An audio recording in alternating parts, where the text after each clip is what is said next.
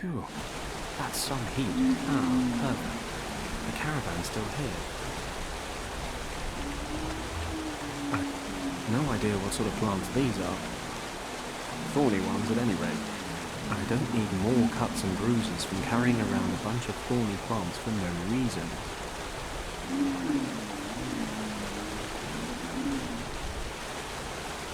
This oasis would be a lot more appetizing if it was one of those ones with beautiful maidens bathing under a waterfall and a gin bar by the side. And fewer camels. In a dry country, a drink of fresh water would be quite pleasant. On the other hand, there are around 20 camels drinking from it already, and who knows what else they're doing in it. Hopefully this man can help me. Excuse me, do you have a moment? For a Westerner? Always. Come closer. Are you part of the merchant caravans from Algeria? I certainly am. Can you take me to your chief? He stands before you. How can I help you? My word, a bit of luck for a change.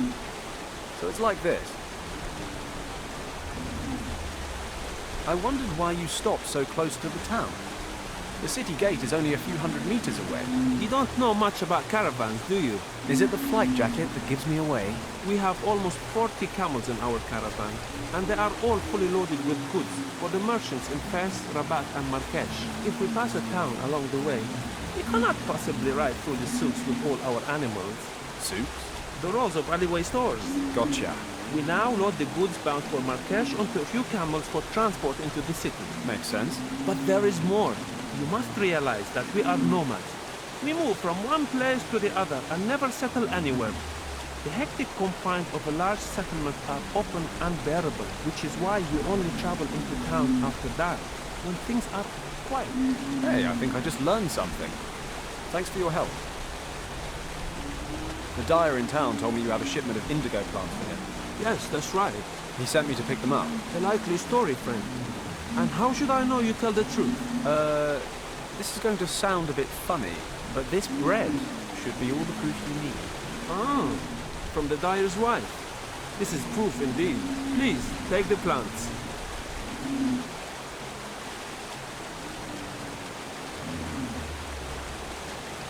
I thank you. This has been a most efficient transaction. I'll be going now. Goodbye.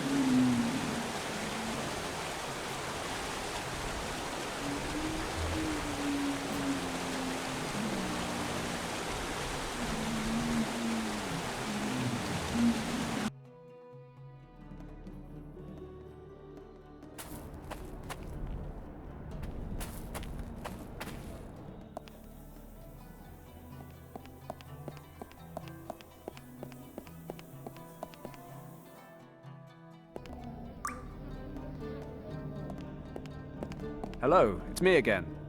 Welcome back. I've brought the indigo flowers. Excellent.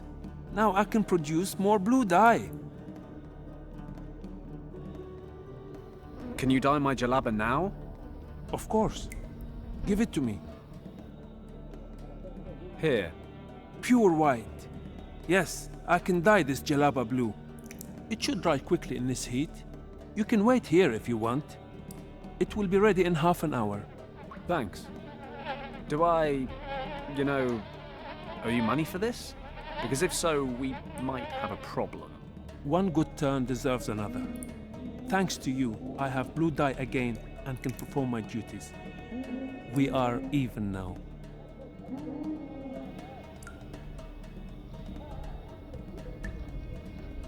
Okay, I've got myself a blue jalaba. I need to get on with things now. Hagen, Hild & Co. can't be far behind. I have to get the bail money as soon as I can. I should probably go back to the Berber festival. Maybe I can pocket that 100 francs.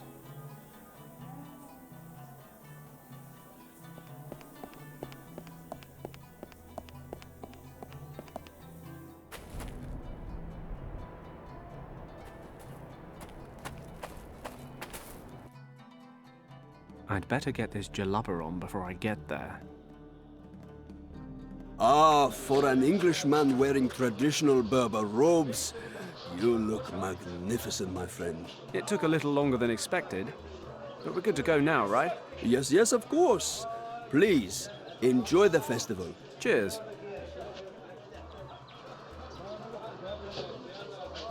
A carpet dealer. These guys haggling is world-renowned. I'm not much of a carpet boy. I like the rustic parquet flooring in my office. Ah, the wrestling tent.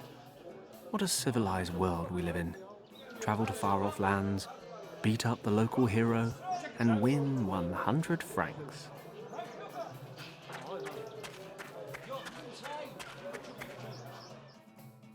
I am looking for a challenger for Aziz the Invincible. Who has the courage to challenge Aziz? 100 francs for anyone who can bring Aziz to his knees.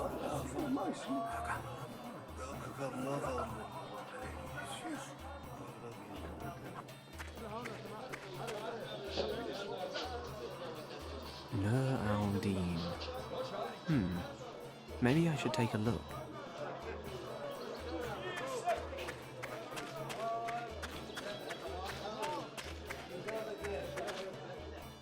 Peace be with you, my friend. And with you too. Relax, and let me tell you your fortune.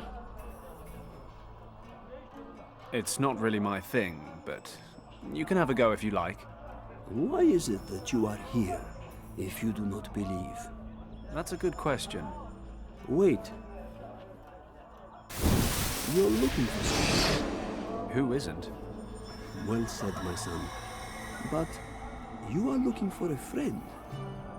But along the way, you have already lost much. Granted. My plane, my booze, my artificial sheep. You've traveled far and wide, but what you seek is a long way away and well hidden.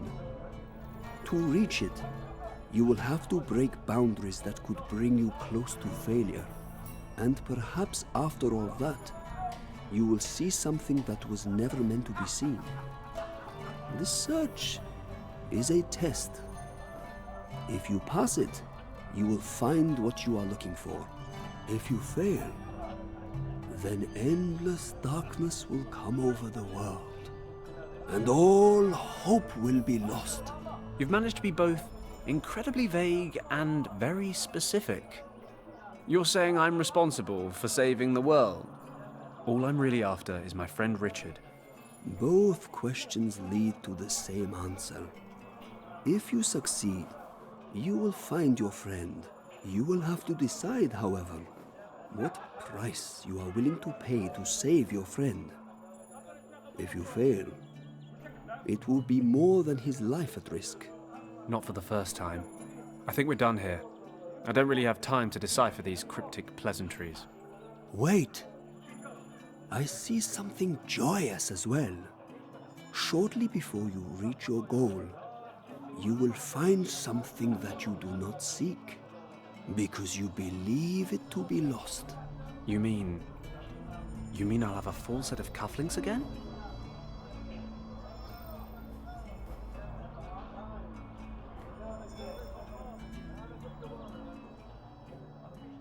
Well, hats off to you.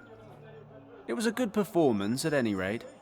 Knowing your future can be exciting, but frightening as well.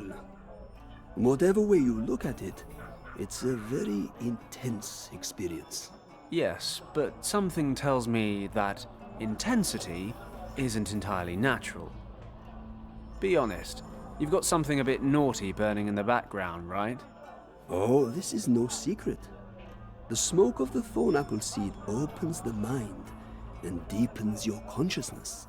There has been no manipulation or hypnosis. I simply sharpened your senses so that you could see images from your future. I don't know. I'm feeling pretty relaxed, if you know what I mean. And tomorrow, you will have a serious headache. But do not concern yourself. Thorn apple is not harmful in such small quantities. Believe it or not, we actually use it as an aphrodisiac. and a remedy for lung problems, as an example. Having said that, you need to know that it is poisonous and must be used in moderation. Can you sell me some of your thorn apple seeds? You seem to like those, don't you? I have some problems with my lungs or something. I think thorn apple seeds are the only cure. It sounds most likely. Unfortunately, I cannot give you any from my stock, as I am already running low. But you can find thorn apples growing almost anywhere where there's enough moisture. It looks like a thorny weed with white flowers. You're sure to find some in the area. Thanks.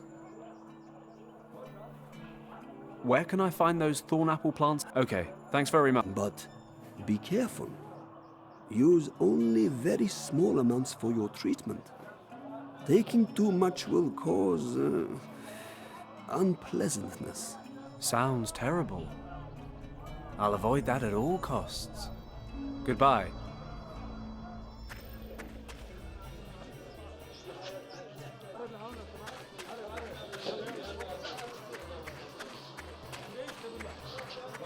Can't wait to get this robe off. Blue's not my color.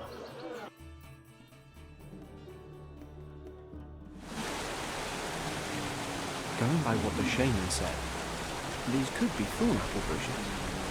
And there's a stretch of water close by, so the location fits as well. Ah, these must be the seeds the shaman talked about. I'll grab a plant. They're a little thorny. It needs must.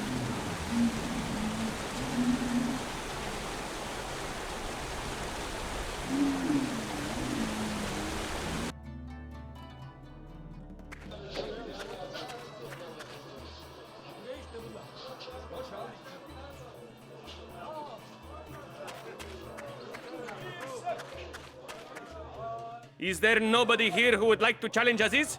Are you all cowards?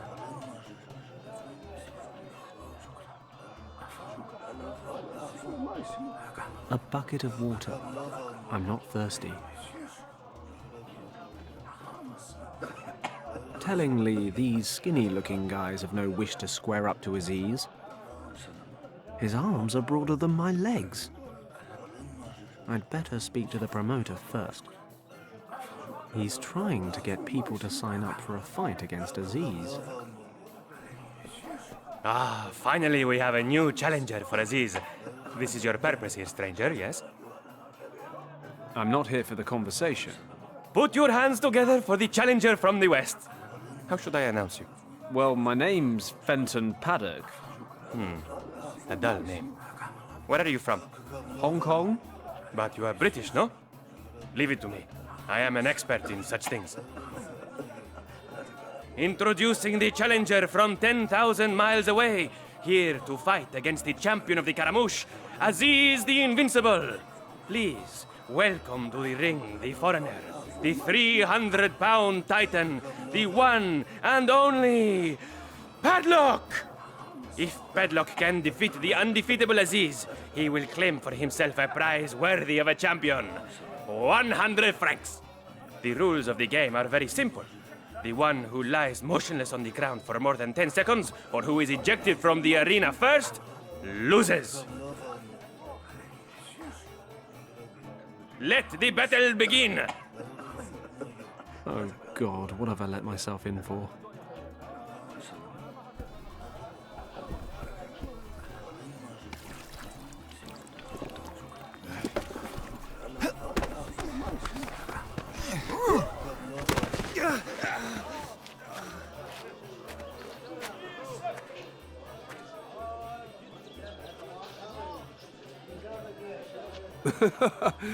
I did warn you about Aziz. I'm just trying to lull him into a false sense of security.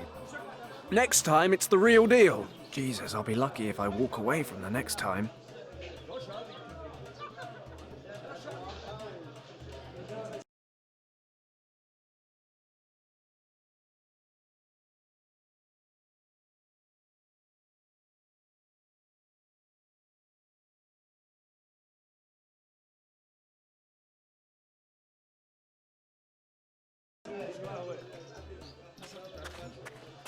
Is there nobody here who would like to challenge Aziz?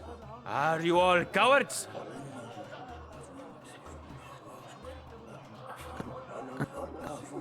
Aziz water bucket. He drinks from this before every fight. I'm not thirsty. And I think Aziz might have something to say about it as well. Bad, Fenton. Shouldn't be cheating, but it's all for the greater good. I just need to slip the seeds in when no one's looking. I am looking for a challenger for Aziz the Invincible. Who has the courage to challenge Aziz? 100 francs for anyone who can bring Aziz to his knees. Job done. You? You want to try again? Really? Hear ye, hear ye! The British Bulldog, the mighty Pedlock, has returned to challenge Aziz once more. This is why you have returned, correct? Sure, I'll give it a try. Excellent. Let the battle begin.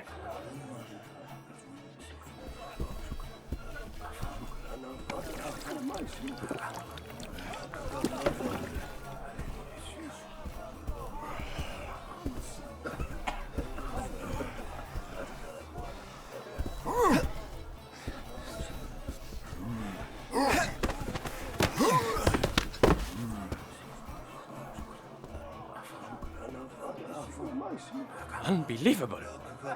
How did you best Aziz? I am the mighty Padlock. Do you need more explanation? I am certainly impressed. We will need to retire Aziz very soon, I think. Please, take your 100 francs. Thanks very much. I've been called stranger enough for the time being.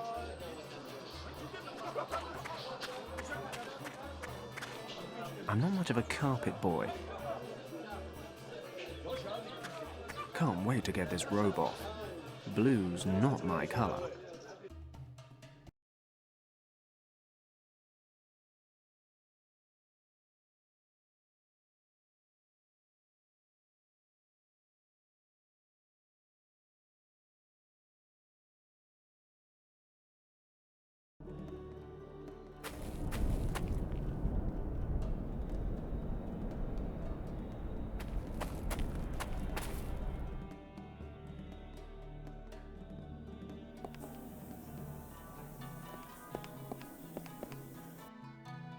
Ah, it's you again. What do you think?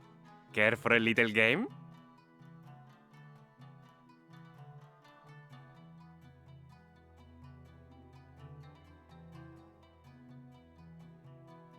Why not? Maybe I'll get lucky. Excellent! Let's start with a warm-up round. We'll play without bets first. Before we start, take a close look at everything so that you understand the game and won't accuse me of anything afterwards. So, I've got a wooden ball here. I'll set it under this cup. See? You haven't lost me yet. Now, I'll move the cups to different positions. Got it? I think so. Where's the ball now? Choose a cup. Middle cup. Got to be. Exactly. You see? It's simple, isn't it? Now, let's get down to business. If you choose the correct cup, you will win double the amount of your bet. But if you get it wrong, your money belongs to me. Got it. Let's start. Is it just me, or did you go a little faster that time? Well, of course it's going to get harder once you placed your bet. So, where's the ball? The ball has to be under the middle cup. Or not. Tough luck.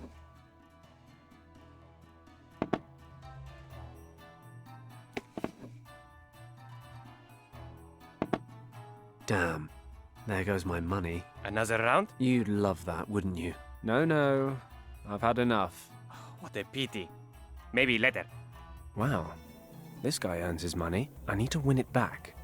But I get the impression it's not exactly a fair fight. I need a way to track the ball's movements. I can't follow the cups at all. I don't think there's much room for fair play in this arrangement, on either side of the table. Ah, it's you again. I knew you would want to give it another try. I'll play again. But I want to make sure that everything's above board. You're not accusing me of doing something underhand with my cups or the ball, are you? In a word, Don't worry. I've got nothing to hide. I'll prove to you that I'm not cheating.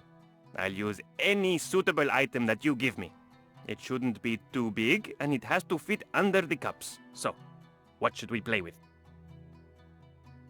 how about this gold ball here? No problem. We'll play with that.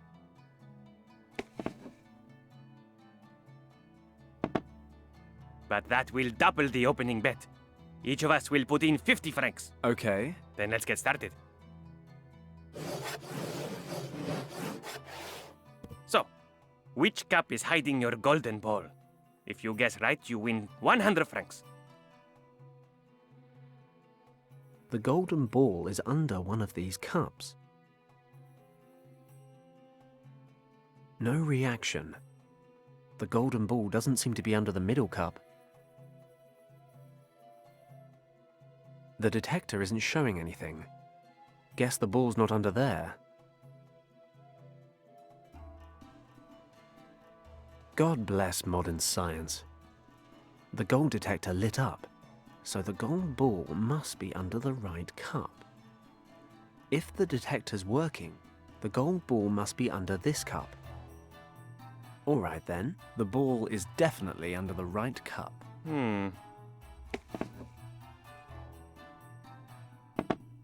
So it is. We have a winner. Must be my lucky day. You can say that again. Here are your 100 francs. How about a rematch? Why not? Seems like I'm on a real lucky streak right now. Excellent. We'll double the ante again.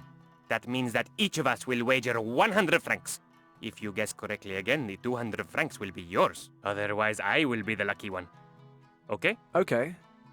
It's a lot of money, but I feel unbeatable today. All right then. I'll set the ball in the middle again. Fine by me. Feel free to make it a little harder this time. Now, where is the golden ball? Got it. The light on the detector lit up. Left cup. I'm 100% sure. Are you really sure? I mean, we're talking about a lot of money here. You can't make me change my mind. Left cup, I said. Whatever you say.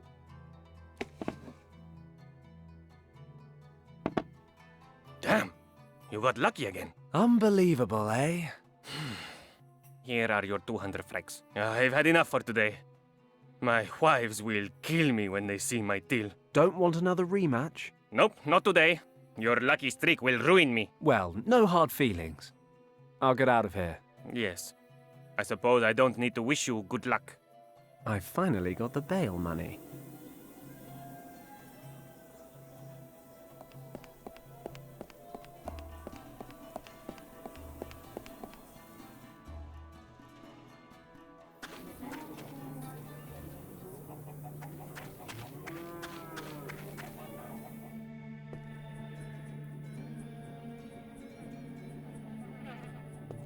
Listen, Oui?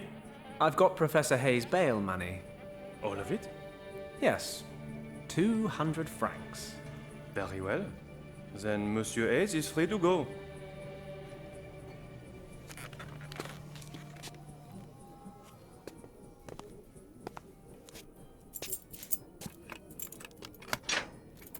Come on, Hayes. You've made bail.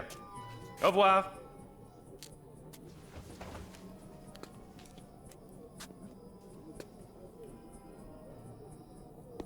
Are you okay? Yes, thank you. Let's go. We have a lot to discuss. I'm terribly sorry for our less than civil surroundings. As long as dear Monsieur Lacoste is at my shop, it's a far from suitable venue for discreet conversation.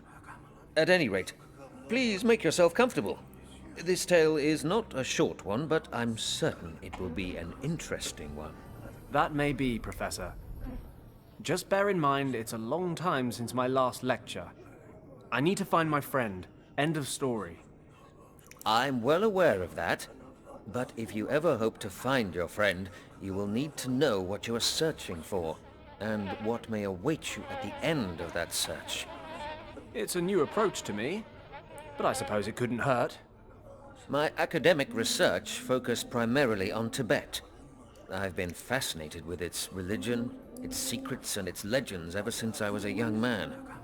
I became something of an expert.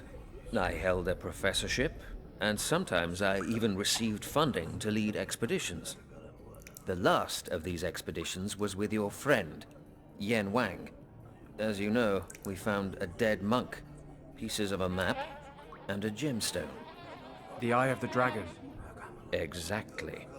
The remains of the map held clues to a mythologized monastery in the Kembalung Valley. This hidden valley was said to contain the entrance to the legendary Shambhala. At that time, however, I only knew that the Buddhists believed Shambhala to be a kingdom where a dynasty of enlightened kings safeguard the most secret teachings of Buddhism. Of course, I always assumed that Shambhala was a religious myth, but the idea that this place could really exist, it was an exciting prospect, the chance for a truly sensational discovery. Unfortunately, the early onset of winter upset our plans, and we had to give up. I was never able to return to that search. Regardless, I compiled all the knowledge that existed on Shambhala. I studied all the available sources, retranslated old texts. The result was a picture of a mysterious place of indescribable power. Can you describe it? An ancient place. And it's not just important to Buddhism. Other religions and cultures also have ties to this location. There, my friend, is where all questions and answers have their origin. So that I may perceive whatever holds the world together in its inmost folds. I'm not a big one for riddles, Professor. Could you be a little more concrete? I don't need enlightening, I just need my friend's whereabouts. You may yet find both. When do we get around to how? How? By finding Shambhala, of course. I'm not supposed to understand any of this, am I? You want me to be concrete? Here's a very concrete story. It is the result of many years of research. About 10,000 years ago, a tribe of hunters and herdsmen discovered a colossal system of caves in the Himalayas. While they were there, their intellectual capacities suddenly grew exponentially. The technical advancements that resulted from this growth allowed them to settle in the caves. The people knew that this must be a very special place. At its center, they could feel a strong energy that seemed to be responsible for their rapid development. For these people, this energy proved to be a gift from the gods. They used this gift to build gigantic underground temple complexes. Within a few generations, a prosperous culture was flourishing. Science, art, and architecture were at a level far beyond what we know today. The people developed both a complex language and the first complete writing system. The energy itself, in combination with the rapid tempo of medical advancement, allowed the people to live to an extremely old age. Illness practically ceased to exist. And these caves are supposed to be Shambhala? Yes, I am thoroughly convinced that this is the case. However, you can certainly call it something else if you prefer a different name. I don't know. Even without the dragon, it all still sounds like a fairy tale. Well, the dragon...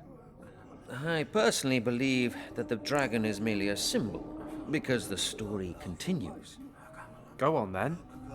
Something must have happened, because Shambhala was abandoned. I don't know the exact reason why, but what could have caused the people to leave this wonderful place, apart from a true catastrophe? You mean they got attacked by dragons? In a way. The dragon seems to be a metaphor for this sudden catastrophe. I can only speculate on the exact nature of this event. However, I believe it has some connection to the energy of the place. Okay, so they abandoned Shambhala, but why is the entrance still locked up? Only a few people survived the catastrophe, and they certainly had good reasons for keeping their knowledge of Shambhala a secret. They trained a sworn caste of priests who passed on this knowledge from generation to generation, and who continue to do so today. Actually, I think the Nazis killed them all. But there would be more. The caste of priests established 2 monasteries, far from any other settlements in which to safeguard the secret. The first monastery was built directly over the only entrance to Shambhala. In the Cumberland Valley? Most of the priests stayed in this valley, along with one of the 2 artifacts that can open the entrance. So you really believe that this secret chamber somehow leads to Shambhala? But that would mean that Richard is already... Indeed. But if he's there, can he still be alive? I mean, the dragon metaphor thing. There's only one way to find out. We need the second artifact, which is in the other monastery, right? We can only assume so. The second group of priests hiked over the peaks of the Himalayas, the so-called Lost Horizon, until they reached the region that is part of India today. They hid the other key there, in a temple complex. Unfortunately, I never found out exactly where this temple complex is located. But we have the Eye of the Dragon, and the engravings in the monastery say it'll reveal the location of the second key. Only if we have the Keeper's map. And alas, this is something I've long searched for. The only clues I've found refer to a remarkable map drawn up in 1513 by an Ottoman admiral named Piri Reis. For example, this map depicts the ice-free perimeters of the Antarctic. As you know, that continent was first officially discovered in 1820, more than 300 years later. So how could Piri Reis have known back then how the Antarctic continent looked without ice? The admiral, who had a talent for languages, made handwritten notes on the map. According to these notes, he used sources from many thousands of years ago when creating the map. He came across these sources during a trip through the Far East. Unfortunately, only a small fragment of the map still exists today. And the Nazis have got it. What? When you said the Admiral's name, so-and-so Reis, I've heard that name. Piri Reis. The German expedition leader, the Countess. She was talking about a map in a Berlin museum, and she mentioned that name. Piri Reis. My word. Sensational. It's a chance at any rate. If we can get to the map before the Nazis do... You want to go to Berlin? We don't have a choice. It's the only way we can get at the map. Quite apart from getting into the country at all, the map itself certainly won't be laid out in a display case. How do you expect this to work? The Olympic Games are on. We just need to look like tourists. Besides, it's a lot more fun if you just worry about these things later. Let's get the eye and get out of here. If you say so. Lacoste must be finished by now. Let's go. Please wait a moment. The Eye of the Dragon is hidden in the back room.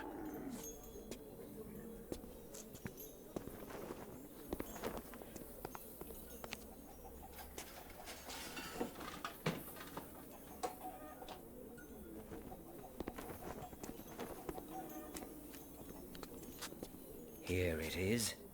See? Perfect condition, just like the day we found it. Great. No time to lose.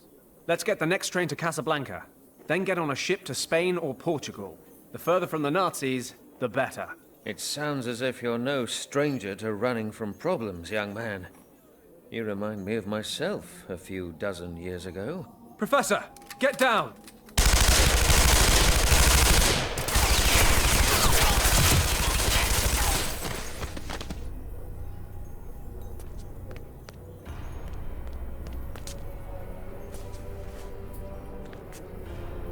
Leave him. We have the eye.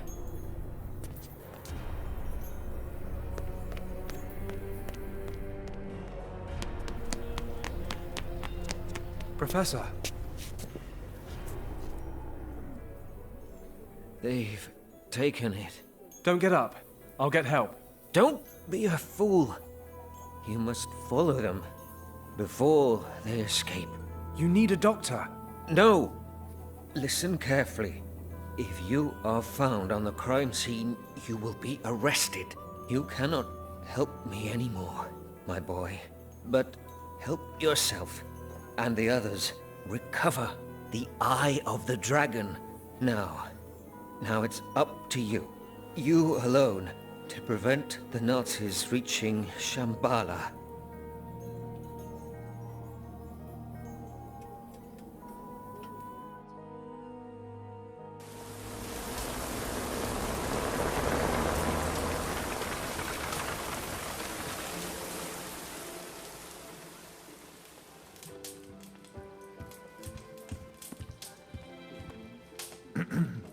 Excuse me, sir. A telegram just arrived for you. Thank you, Huxley.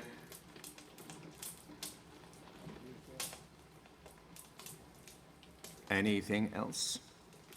No, sir. I just wondered... I don't need anything else at the moment. You may go.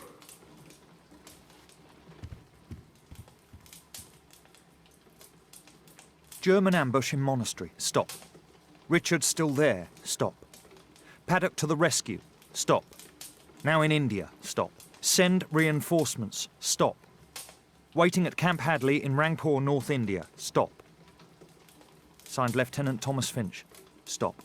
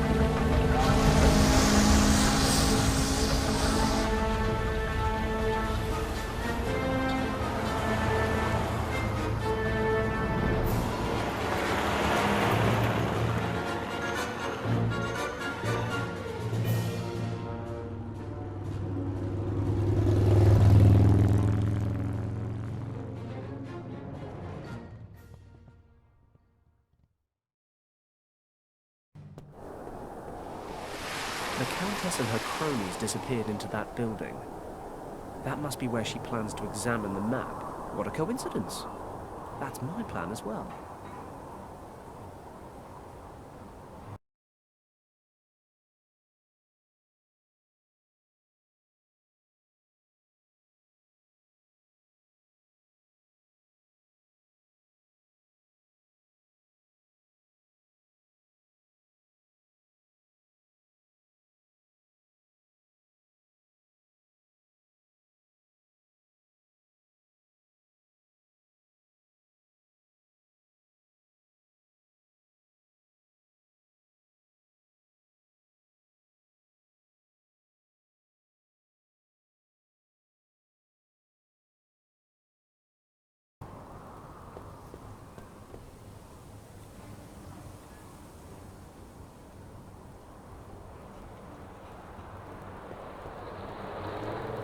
What's that? There's something shiny under that grate.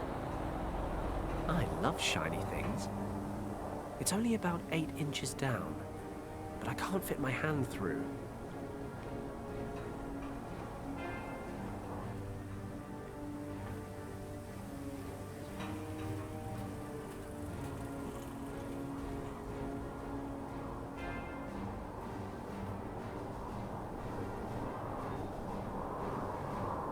The grate won't budge, and I can't fit my hand through.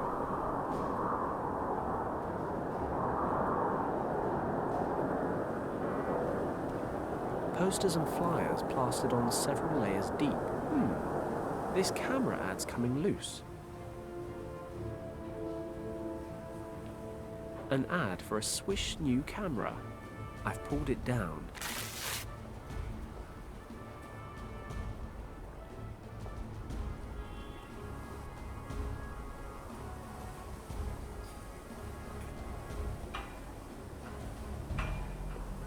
I should check the museum before I look around town.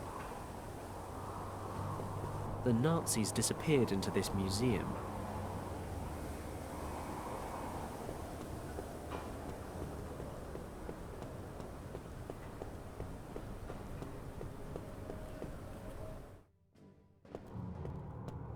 Red ropes over the entrance. Not a good start. Can I help you? Yes, if you could just tell me how to get into the museum.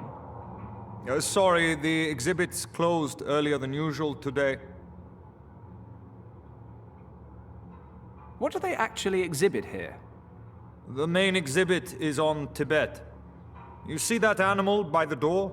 It's some sort of enormous mountain sheep that lives in the Himalayas, but I've forgotten the name. Begins with a P or an M. It's an argali. Are you sure?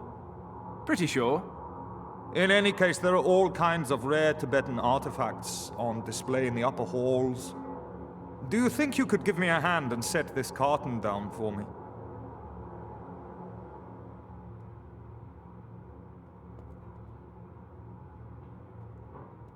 Thanks.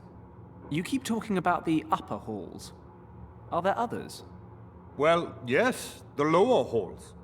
But they've been closed to visitors for over a year. Why's that? I couldn't tell you. And is there a reason you couldn't tell me? Easy. I don't know. I'm not sure I want to either. Well, now you've gone and got my attention. Curiosity can be very bad for your health, you know. All I know is that for some time no one has been allowed into the basement of the museum, and the lower exhibition halls were closed to prevent any visitors from accidentally wandering down there. Can we leave it now? Sure. Why is the museum closed today? I've traveled a long way just to see the exhibits.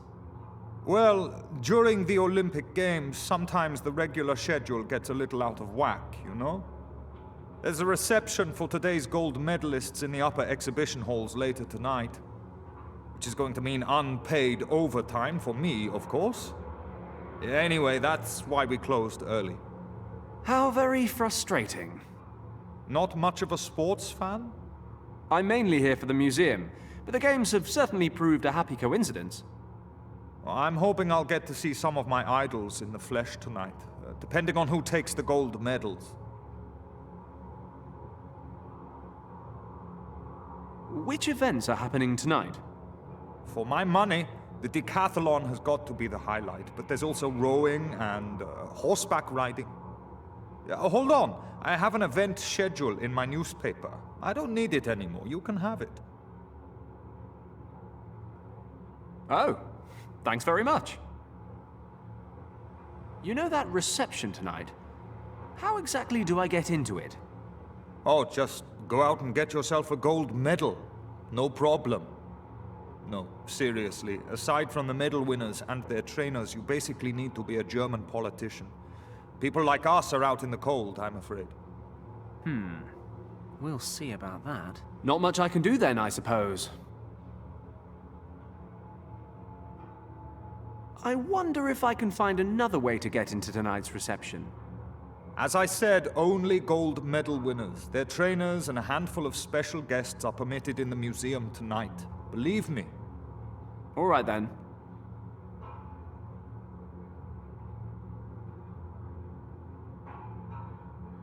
Would you mind if I took a look around your very exciting foyer for a while?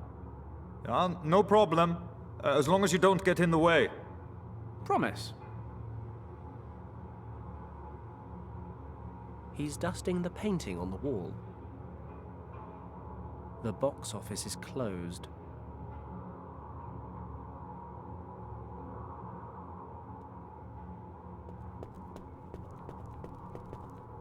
So, we meet again, Argali. Are you taunting me? Is that it? Following me around and popping up at my lowest moments? Bad, Argali. Bad. I don't remember the last one having such a luxurious beard. I tried to grow a beard like that when Kim and I were friendly. She got me drunk one night and shaved it off. The whiskers are stuck on tight. I could take them with me, but it'll most likely mean lugging around a whole stuffed argali for the rest of the day.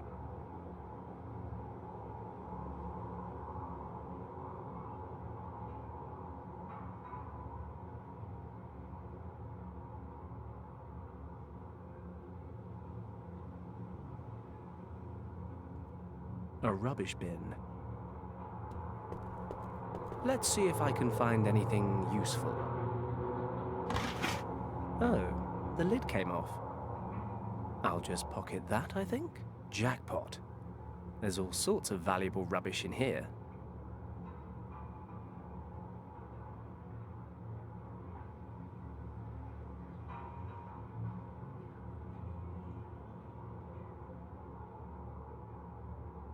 Let's see which contests are scheduled for today. The final event in the decathlon is happening shortly. In the run-up to the long jump, the man in the lead is... No, this can't be right. Glenn Parker of the United Kingdom? There's even a photo.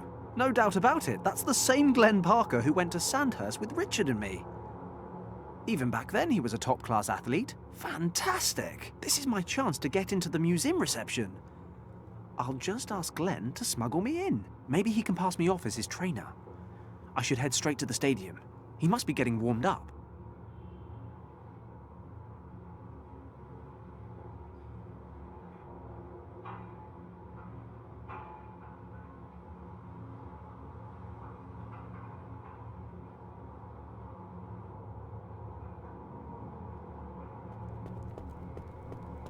My inventory of the box has produced leftover cleaning supplies and building materials. I'll ask first. Please don't ask me why, but can I have some of the stuff in this box? You're asking me if you can just take my stuff for no reason whatsoever? I thought the British were supposed to be polite. Well, as it happens, that box is full of crap, so go right ahead.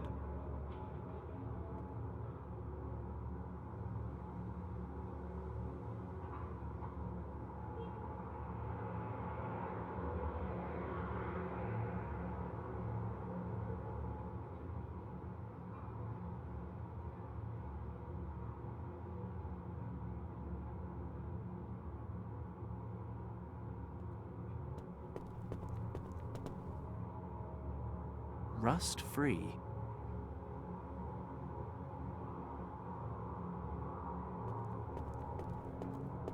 This guy owes me a favor. The least he can do is spare me some whiskers.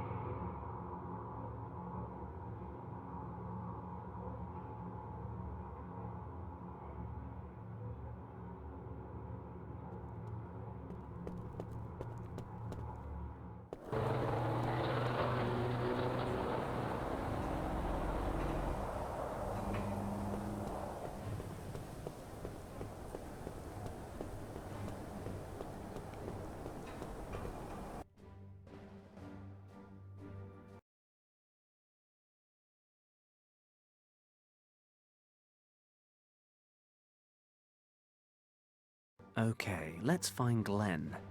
He's probably in the locker room.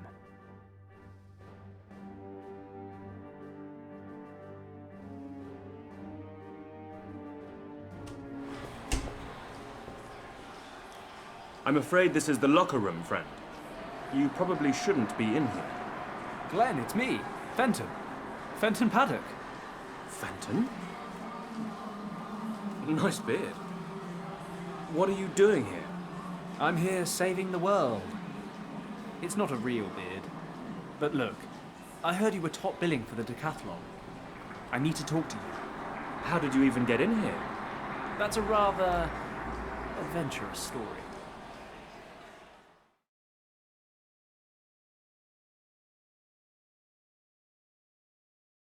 And I figured I'd find you here. Not that it was easy getting in.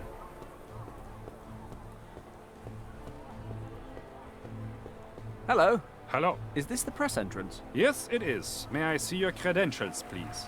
Credentials? The only people permitted access are the athletes, their trainers, official IOC employees, and press photographers. Do any of those apply to you? Sure.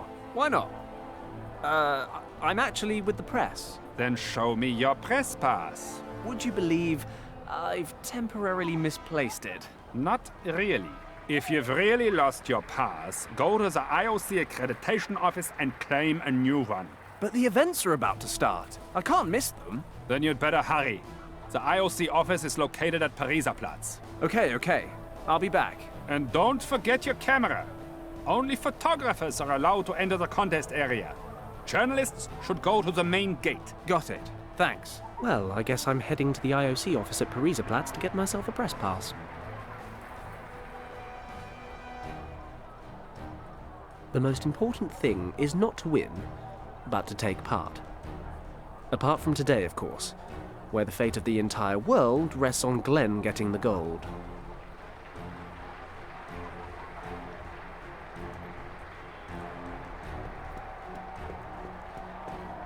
A barrel organ.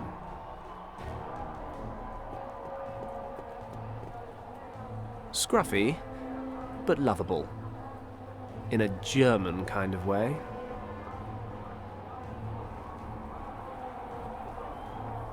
Excuse me, may I interrupt for a moment? Oh, hello. Do I really look all that busy? Well, now that you mention it, no. Is your whatever that thing is broken? No, I just don't feel like playing. Why not? An artist needs an audience, attention, applause, and of course, earning a few pennies doesn't hurt either. Well, I can listen, but I'm afraid I'm completely broke. That's all right. The potential audience in this part of the stadium is pretty limited. Why exactly did you pick this location? Unfortunately, it was assigned to me. We have the odd athlete and journalist pass by, but it's been a slow pitch. I wanted to set up over at the main entrance, but I wasn't allowed. Oh, I see. Well, I'm going to go have a look around the city. Have fun.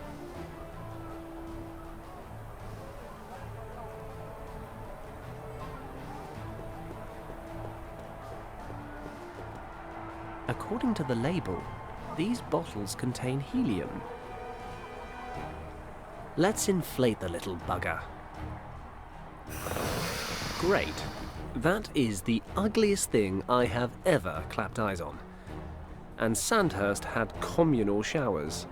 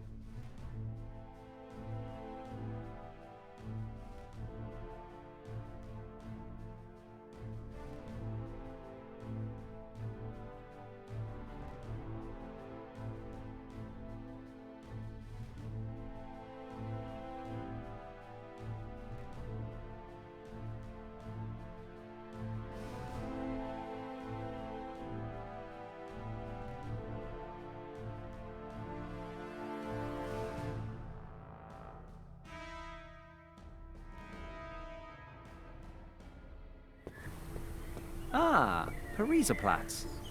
And that seems to be the IOC office. Oh, good. It's closed. Hello? Anyone home? Damn it. Now what am I supposed to do? Excuse me? Yes? Well, I'm sorry, but it was hard to miss hearing you vent your frustration at the accreditation office. Could you be both a fellow journalist and a fellow countryman? What gave you that idea? Only a true Brit would curse like that. I'm from the island too, and who else but a journalist would need to get into the IOC office? It's been closed since 4 p.m., by the way. Ah. My name is Edison, Waltus Edison. I work for the Tribune in London. Edison? Like the famous inventor? Yes, quite. You're the first person ever to notice that, in fact. Really? Because I would have thought quite a lot of people would have... Oh, you're joking. My name's Paddock. I'm a foreign affairs correspondent in Hong Kong. Ah, lovely. My work has never taken me to our crown colonies, but I'm sure things are much more interesting there than here at the Olympic Games, eh? How do you mean? Well, to be honest, I hate sports. I write for the arts and entertainment section, actually. But our editor-in-chief sent all available reporters here to cover the games, so we'd have an exclusive report on every event, including the dull ones. And what are you writing about? I'm a freelancer. I'm looking for stories off the beaten track, away from the big events. Lucky you. I'd love to trade places. You know, I'm working on a big story back home. I'm nearly ready to expose the romantic escapades of a certain member of the royal family. My research is nearly complete. If I could get back and finish, I'd have enough material to drop this bombshell on the public. But instead, I'm here, squandering my precious time on stories about Olympic handball. Yeah, excuse me, gentlemen. Mr. Edison, there's a call for you from London. Probably my department head, wanting to know what's holding up my article on yesterday's events. Best not to tell him it was a bottle of scotch, eh? Please relay the following message, word for word. Mr. Edison is currently indisposed and will personally report to the editor-in-chief. He would appreciate it if everyone else would leave him in peace. I will pass your message along, sir. Thank you. I won't last much longer in this job, I tell you. But I bored you quite enough. Not at all. Actually, I have one more question about the IOC. Yes? Any chance of it opening again today? What do you think? Not a chance in hell. Well, look, I've got to get going. I'm sure you'd like to read your paper in peace. Not really. Our valued colleagues rarely have anything amusing to print. In any event, I enjoyed chatting with you. Likewise. Perhaps I'll see you later. A tourist snapping the Brandenburg Gate.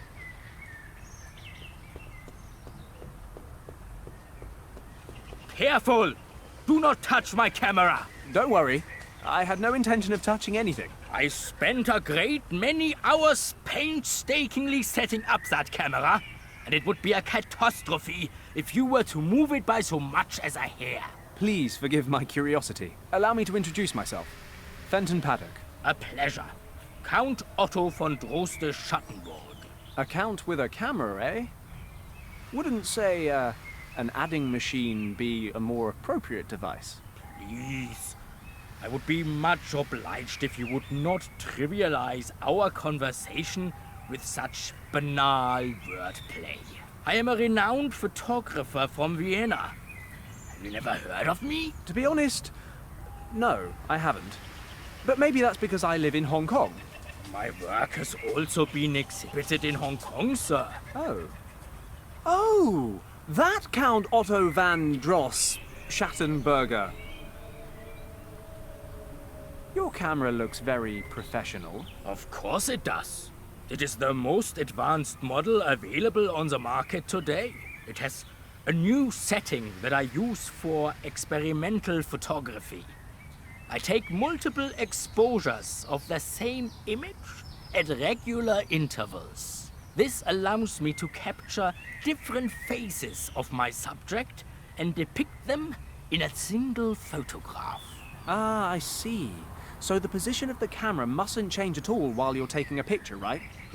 I see that you know something about the fine art of photography. Just an interested layman.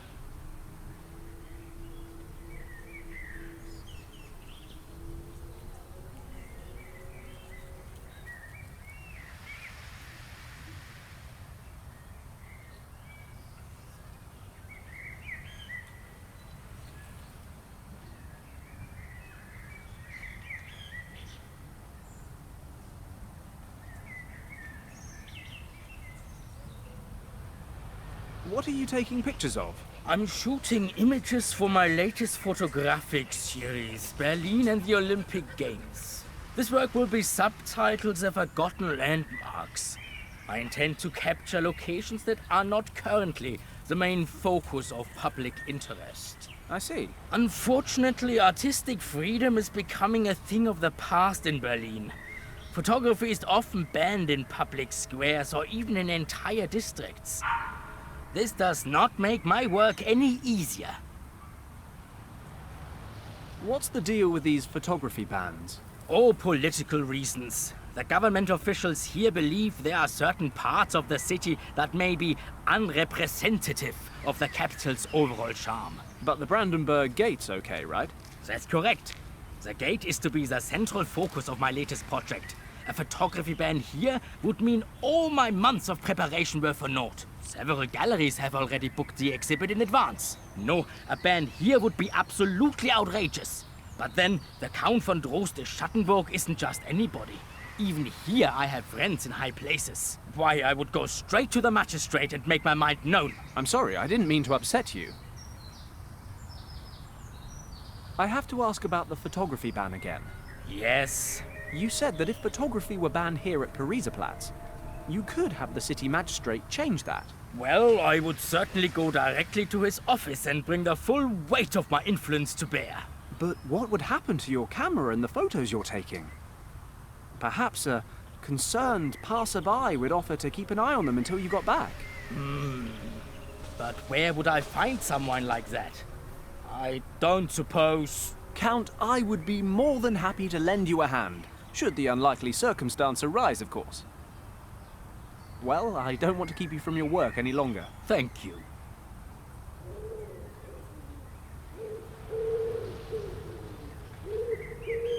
A bus stop sign. I can't remove it. A telephone booth. I haven't got any German coins. Come to think of it, I haven't got any money at all.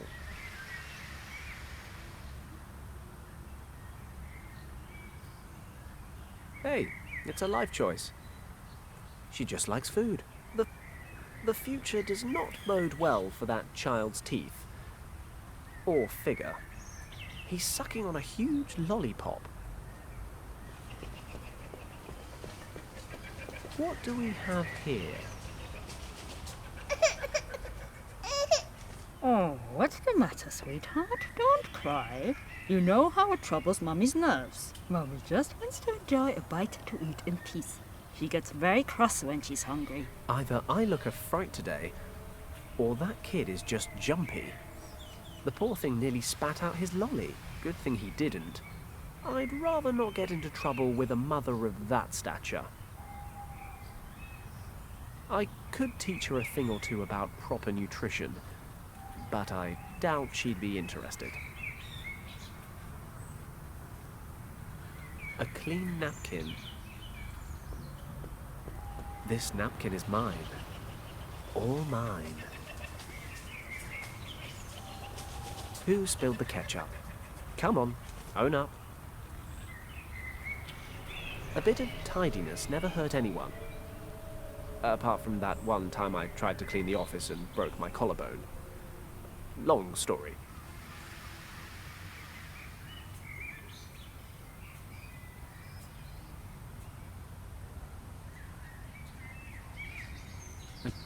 The surface may be a bit scratched, but on the whole, it looks sparkling clean again. A piece of florist wire. Strong, flexible, just like me.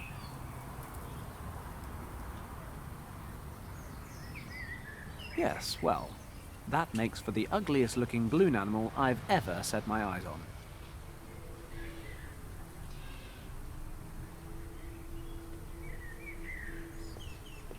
If I'd been given a terrifying balloon animal made from an old rubber glove when I was a kid, I would have considered myself lucky.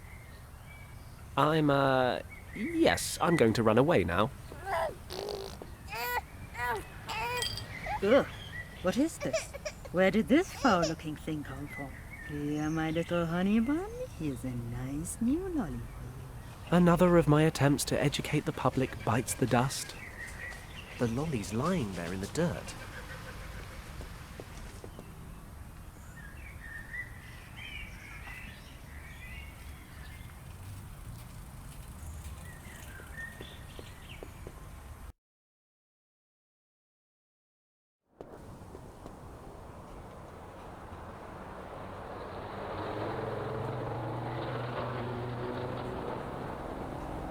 Might just be long enough.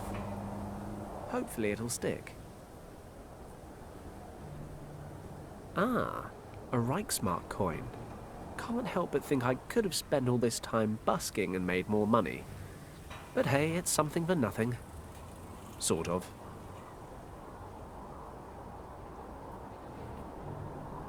The napkin is printed with the name of the cafe, Erica.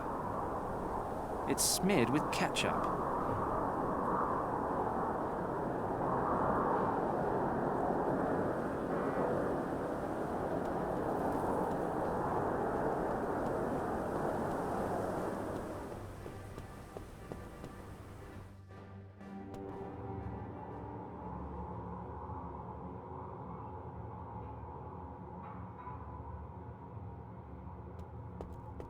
The only interesting things about this door are its large, round handles. And even they're struggling to get my heart racing.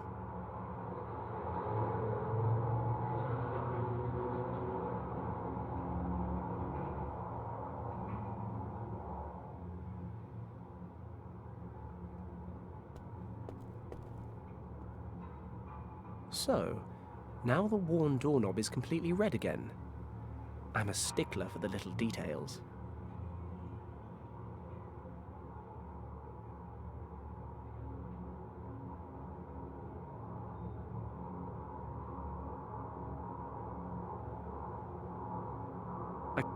A camera ad. If I press the poster against the doorknob, it produces an interesting new symbol on my poster.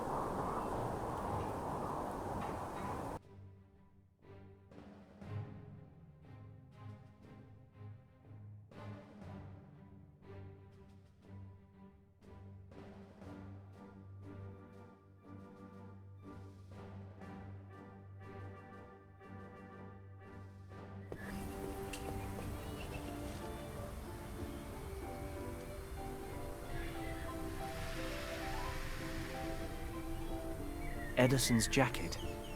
He left his glasses and his press pass in the breast pocket.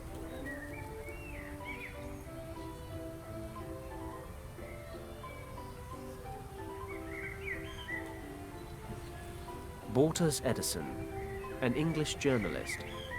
He's a sports journalist who hates sports. I don't want to bother him right now.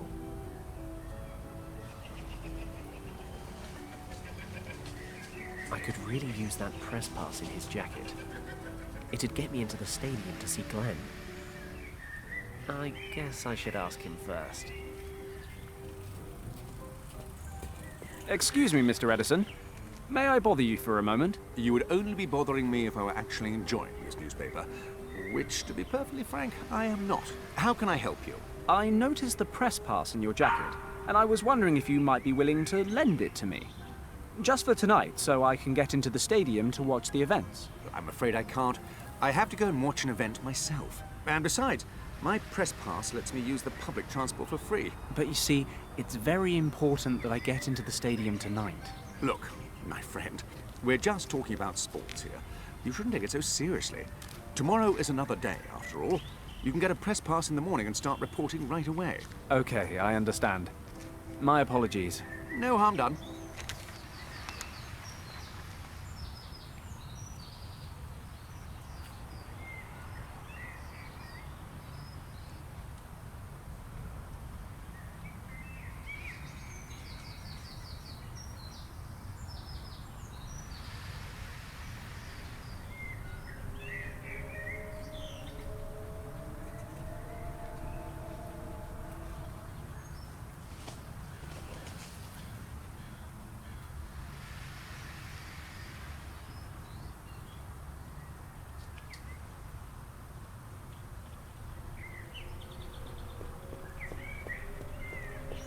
always time for a quick natter.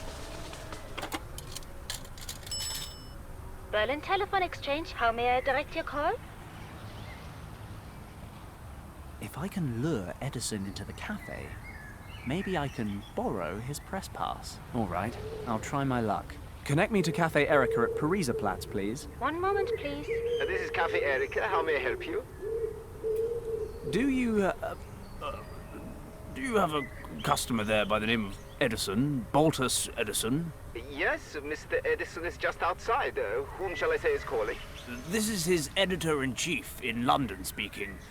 Please tell him that it's urgent. He needs to come back right away. It's about juicy goings-on at Buckingham Palace. I will relay your message, sir. One moment, please.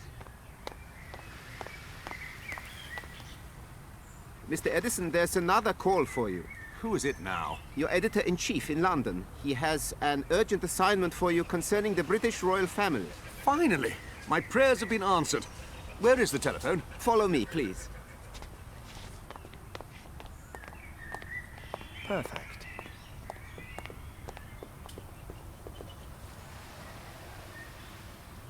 This may not be a gentlemanly thing to do, but then, when has that ever bothered me? Edison might lose a job he hates.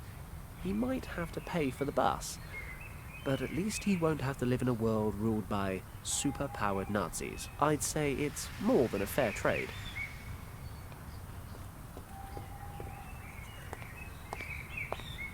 I'm very sorry, sir. We do have occasional connection problems. Not a problem. I'll go to the hotel and try to contact him from there. See you. Goodbye, sir.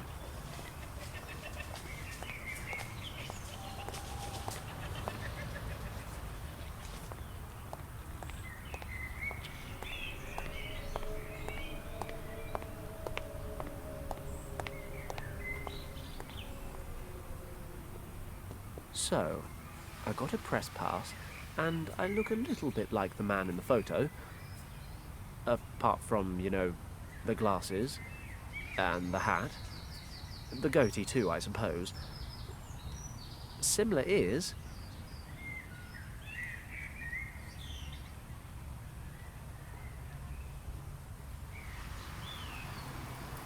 I'll rub the lolly on the back of the poster so I can hang it up somewhere.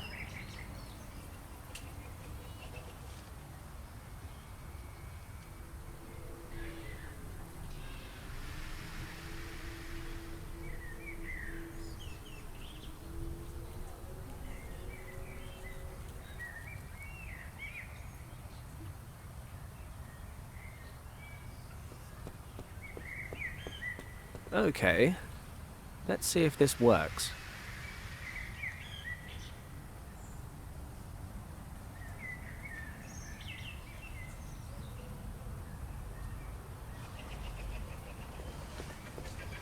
Hello, Count. Oh, you again. Count, terrible, terrible news. I just discovered there's a photography ban throughout Pariserplatz. What are you saying? Where is that written? Follow me, I'll show you.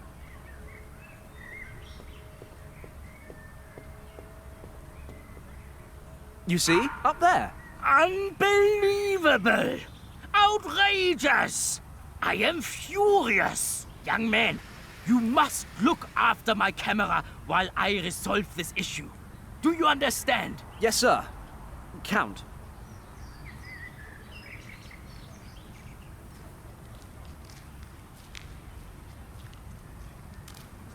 The Count's camera, resting on a sturdy tripod. The ends justify the means. I hope.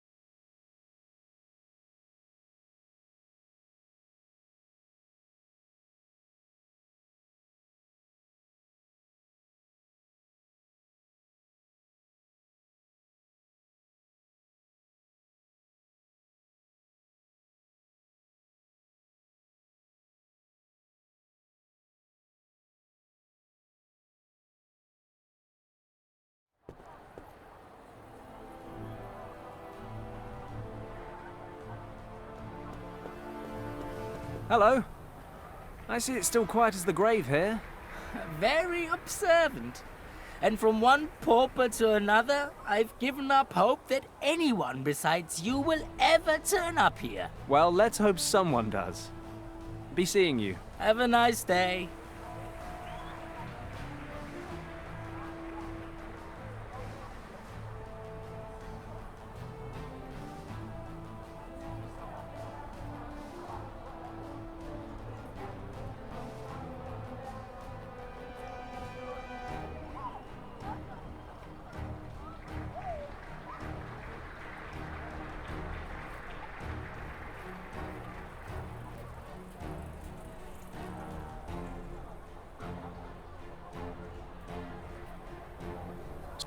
Scruffy, but lovable.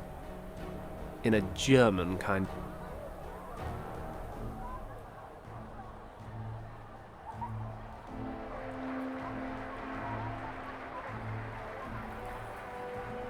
The surface may be a bit scratched, but on the whole, it looks sparkling clean again.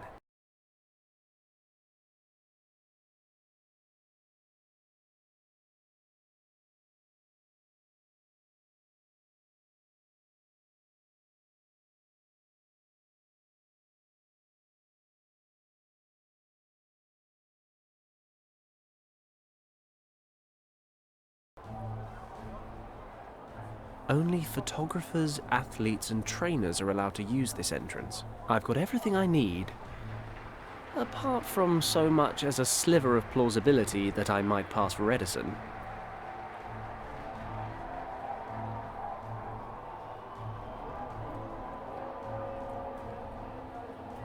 A barrel organ.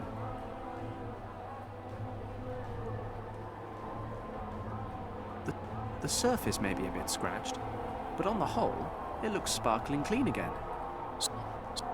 Scruffy, but lovable.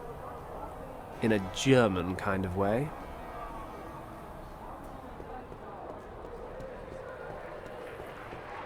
It's me again.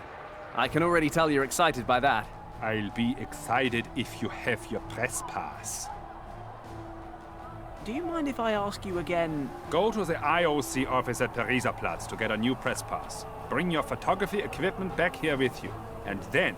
And you've got it now? I think so. But ask me again in 10 minutes. See you later. See you.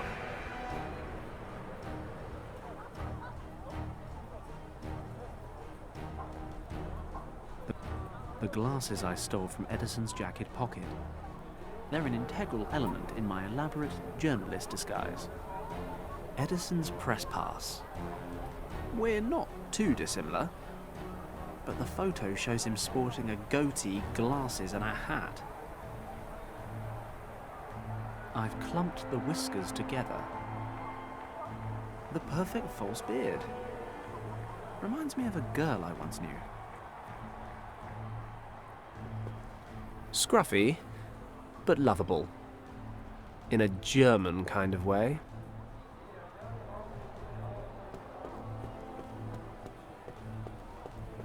That hat would make me look a lot more like Edison.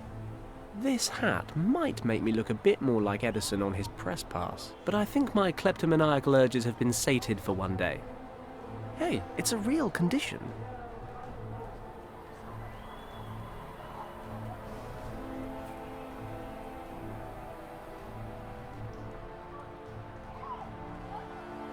Hello, it's me again.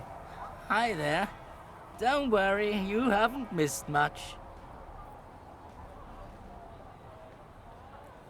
By the way, I really like your hat. Really? I hardly ever wear it. I just use it to collect money. It doesn't really seem to be fulfilling its purpose, does it? And you're saying that's the hat's fault? It looks a bit greasy. Maybe that's putting your customers off. Oh, you might be right. It really doesn't look very clean, does it? If you give me your hat, I'll give you something even better in return. A connoisseur of old greasy hats, are you? Okay, if you can give me something good to replace it, you can have the hat.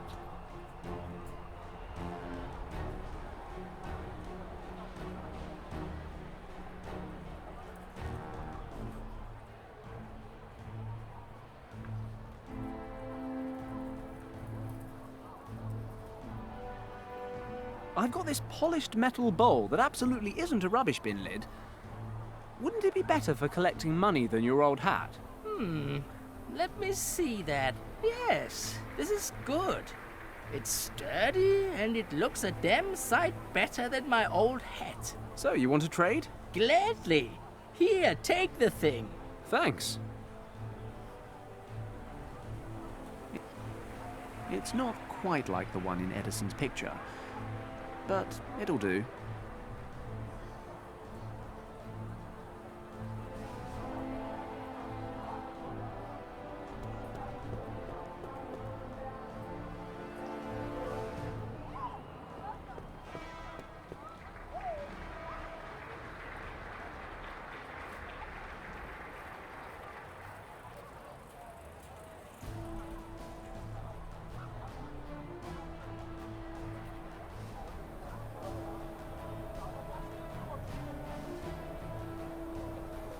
Okay, I've got everything I need. Press pass, camera, hat, glasses, and the pièce de résistance, of course. The Argali beard. Time to get suited and booted. But other than that, it was easy. I got past the guard, found the locker room, and here I am. Well, that's a lovely story, Fenton. But why? Look, we don't have much time, so I'll get straight to the point.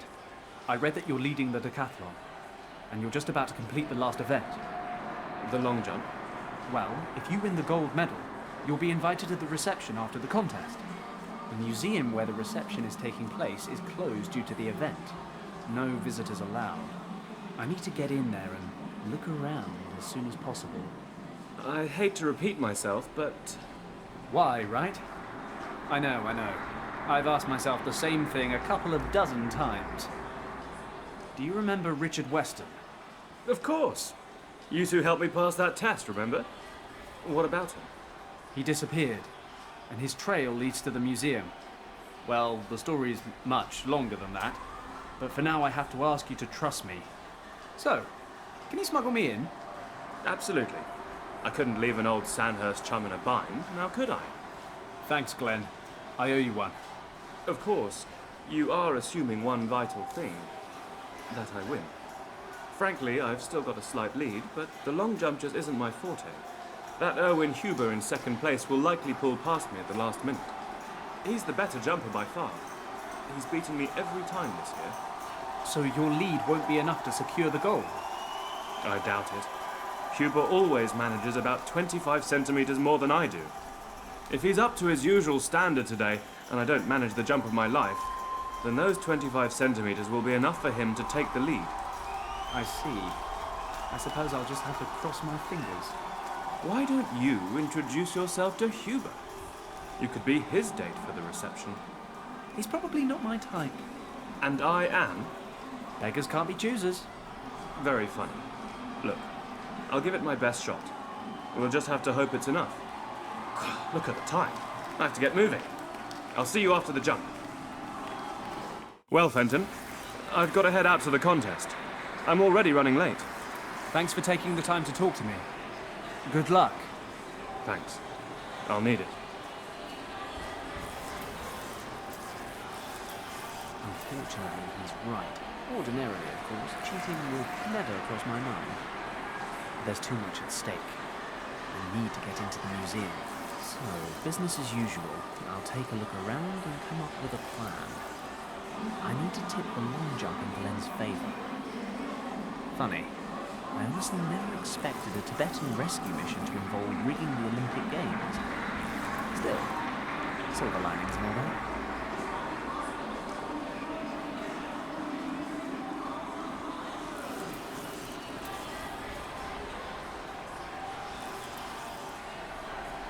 The layout of the stadium. As we've already established, of course, I'm an expert orienteer, so I won't be needing this. An empty torch bracket. An empty torch bracket. Nothing to do. A thick bundle of cables running out into the stadium. I have no idea what will happen if I pull on that. Usually that's reason enough to do just that. but I'll hold off for now. The lamp's seen better days. It's flickering and sparkling. Looks like it will give me a nasty shock.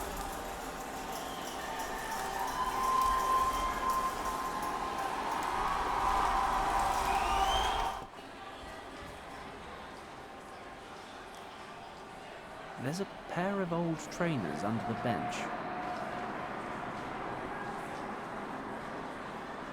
Nothing I can do with a pair of smelly trainers. The shoelaces, on the other hand, look absolutely essential. It's a poster advertising the Olympic torch relay. The games have started, so my guess is this is a little out of date. What would a locker room be without lockers? Just a room, I suppose. They're all locked.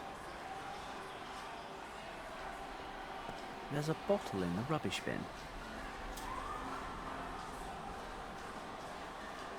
A bottle of cleaner.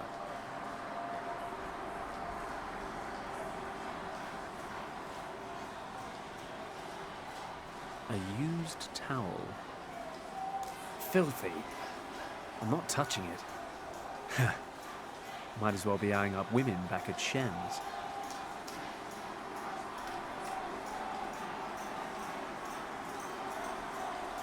Metal coat hooks.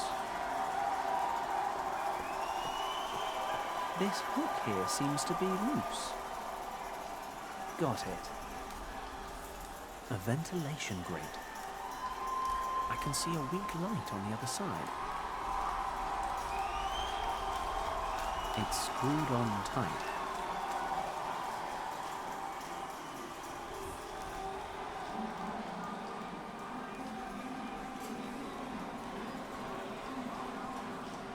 Just needed a bit of leverage, that's all. The grate's off. Ah, it's the equipment room.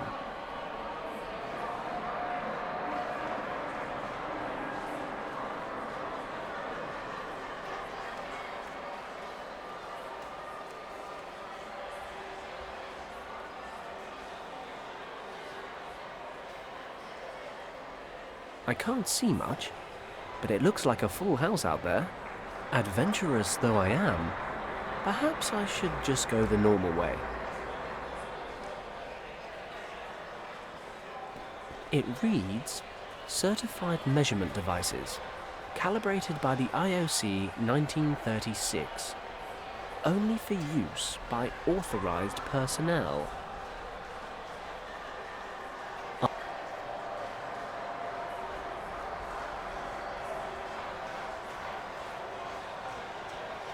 A measuring tape. Could be useful. 5 table tennis balls. I'm sure no one will miss these.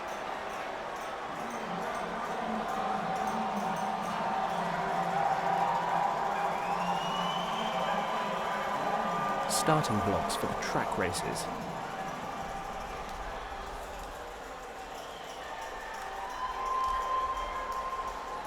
More lockers. They're all locked. 2 javelins and some hammer throwing and shot put equipment. The shelf's feet are screwed to the floor. That's some heavy duty storage. Some dumbbells. 5 kilos. I'll just take one of these with me.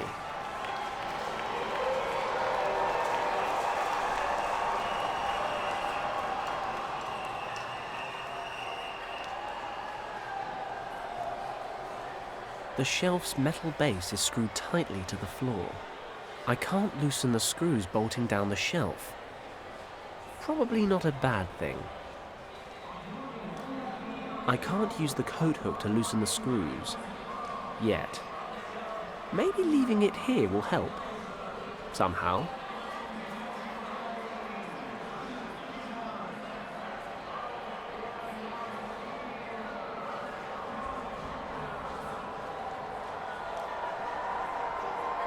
Okay, it's all tied up. Time to get to work.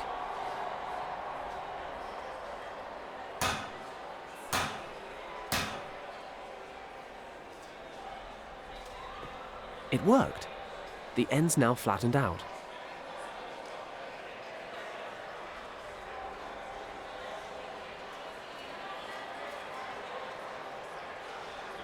The end of the coat hook's flat and sharp, but it's no good for picking locks. High jump mats. Time for a nap? Maybe later.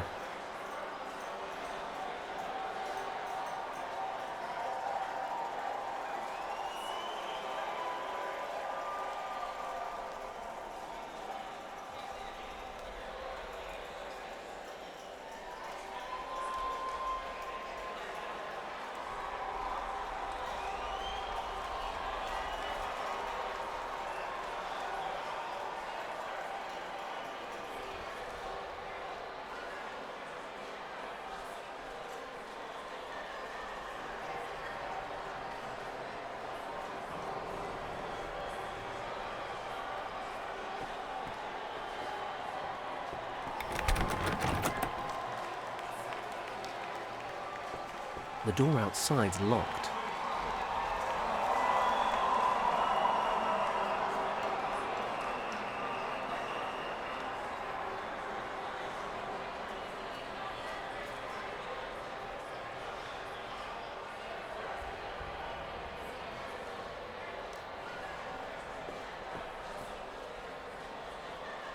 They're all locked.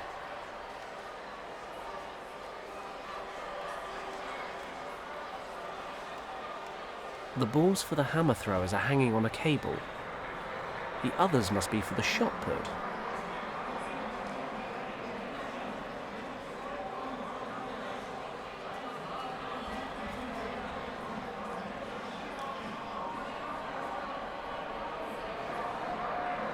It's a metal plate screwed into the side of the locker.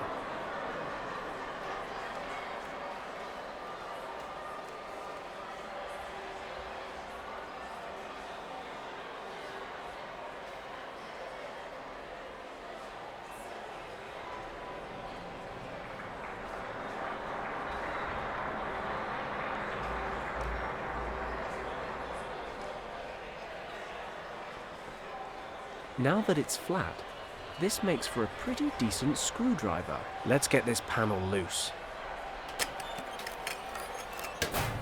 Ta-da! I present to you the inside of a locker. Looks like a judge's uniform. Swish.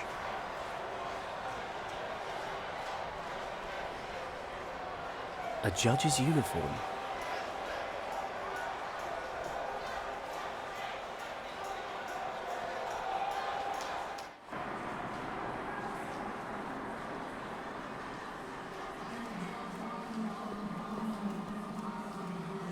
The cleaner contains acetone. According to the label, this solvent shouldn't come into contact with plastics. My destructive tendencies are encouraging me to do precisely that, hence the table tennis balls. But if it melts plastic, I can only imagine what it does to human skin. I need a container of some kind.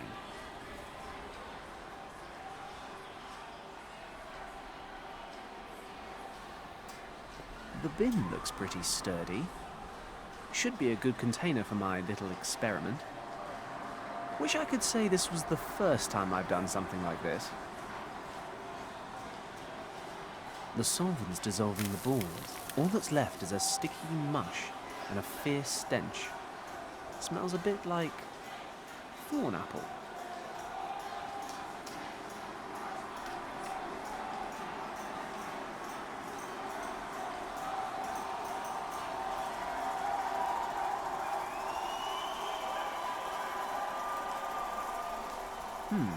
I could use the sharp edge to cut the measuring tape and then alter it. Won't be long before Glenn discovers his inner champion.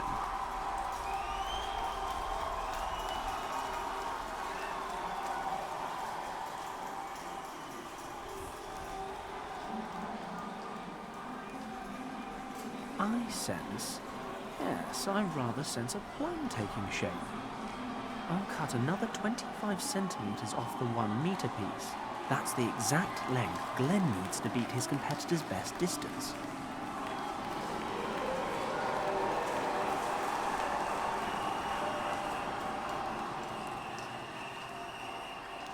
I don't need that stuff all over my hands. I can probably glue this back onto the original tape. I guess the molten plastic will do the job.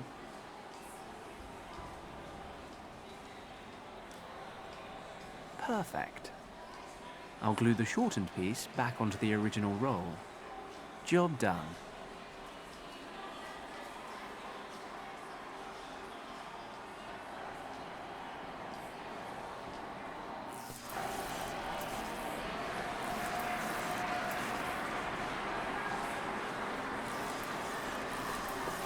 Okay, I've got the rig measuring tape ready, but to make this work, I've got to smuggle it into the long jump area somehow. Ladies and gentlemen, we are now approaching the grand finale of the Olympic decathlon.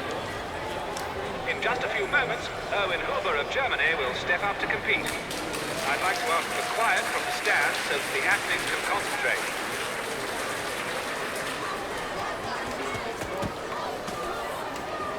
An excellent effort. That was quite a jump. Could Erwin Huber have beaten his own record? 750, 7 meters and 50 centimeters. 7 meters and 50 centimeters. Fantastic! Erwin Huber has topped his own personal best. This will make it very, very difficult for Glenn Parker to defend his lead in the overall standings. Parker is heading to the track. In just a few minutes, his performance in the long jump will determine the gold medal decathlon winner. I'm really running out of time here. I've got to stop the tape, but I'll struggle as long as those two judges are still standing over.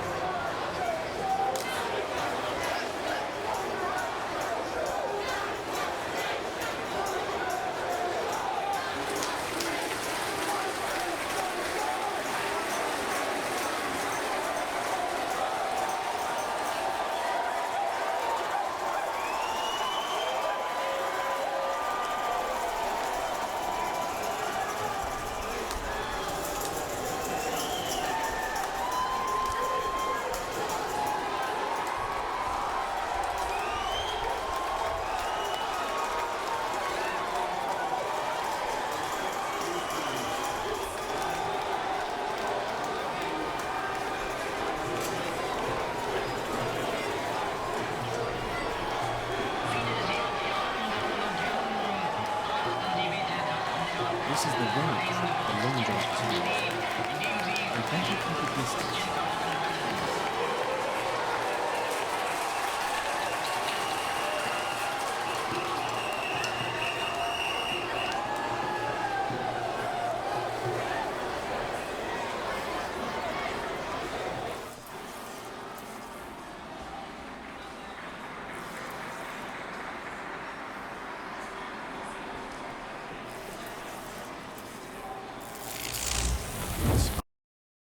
Set the flowers alight.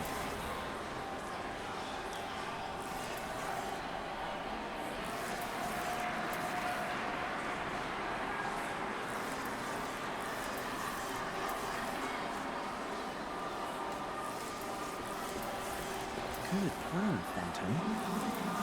The fire gradually burns through the cables, then the lights on the long jump area go out, interrupting the event, and I'm long gone before anyone realizes what's happened. Let's be honest, that's the best bit. Let's get out of here. Berlin is holding its collective breath. The final decision in the decathlon is rapidly approaching. Glenn Parker is warming up on the track for his decisive jump. I'd like to ask the spectators in the stands to remain quiet because... One moment. We seem to be experiencing technical difficulties in the long jump area. Testing, 1, 2, 3. Can you hear me? What's wrong? What do you think is wrong? There's a complete power failure in this part of the stadium. Must be another problem with the cable. I'll go check. Come with me. I might need your help. Shouldn't the technician take care of it? Sure, 3 hours' time, we can't put the Olympic Games on hold. Can you keep an eye on things while we try to fix the problem? But of course, just leave everything in my capable hands.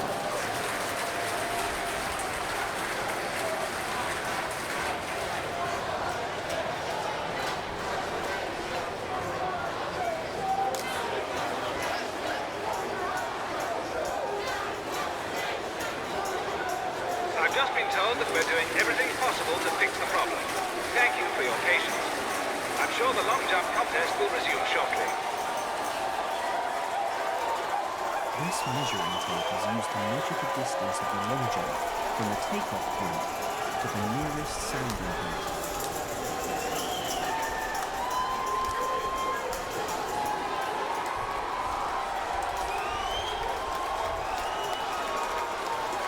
The perfect time to swap the tapes.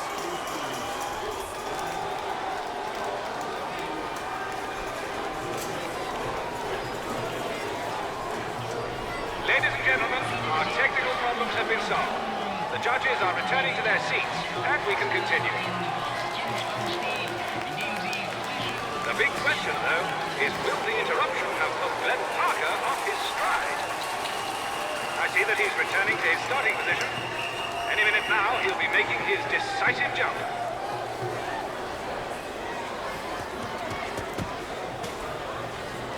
The jump is valid. But was it far enough? From here, it doesn't seem like he came anywhere near Arvid Huber. But what do the measurements say? 7:35. 7 meters and 35 centimeters. 7 meters and 35 centimeters! That puts him just behind Arvid Huber in this final event, but it's just enough for Glenn Parker of Great Britain to take the gold medal. His lead may have been minuscule, but that's a minor detail. Glenn Parker has won the 1936 Olympic decathlon. Arvid Huber will have to be satisfied with silver, and Lauri Askela of Finland has earned bronze. And that, ladies and gentlemen, marks the end of this year's decathlon. I hope history will forgive me. I mean, I may have betrayed the centuries-old Olympic spirit and cheated a man out of his gold medal. Come on. I'm here saving the world, so I'll finally be able to get into the museum. Countess von Tardenfeld had better be there with what I need. Glenn had better have a spare image of it as well.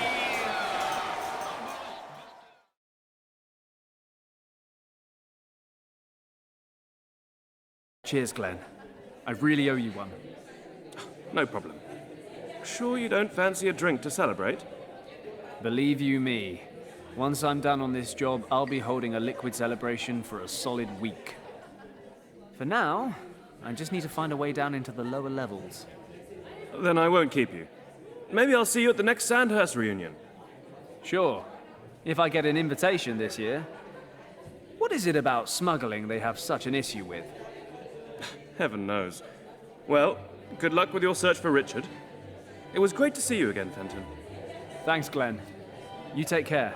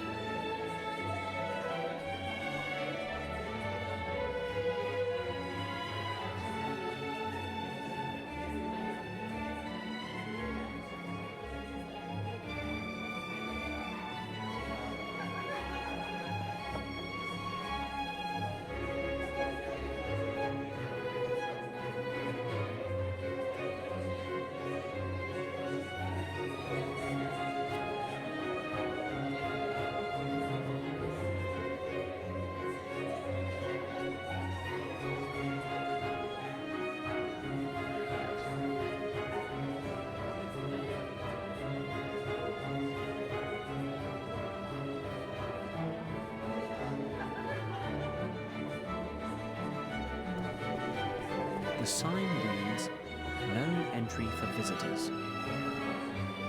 I'll just take the red... No, what the hell. I'll take the whole bloody thing with me. Why not?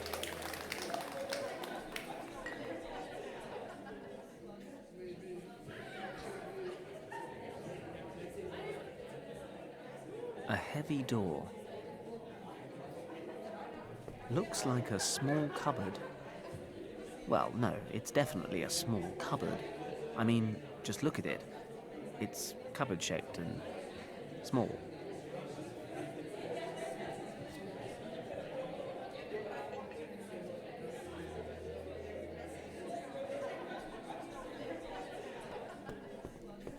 These people need to learn how to hold their bladders. We used to go 48 hours with our legs crossed in intensive training. Let's just close this whole area off.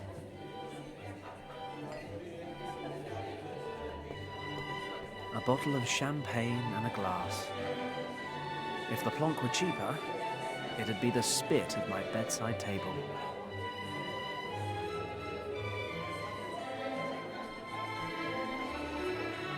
What sort of people are these? Opening a bottle of bubbly and leaving it 3/4 full, honestly. This wouldn't last 5 seconds back at Shen's. There's a champagne cork in this glass. I'll have that, shall I?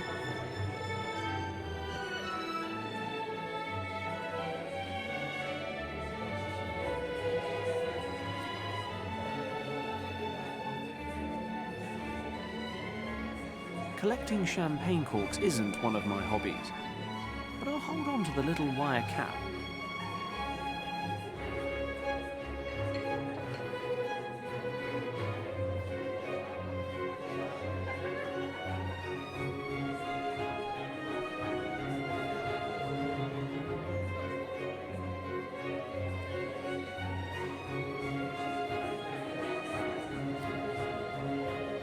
What sort of people are these?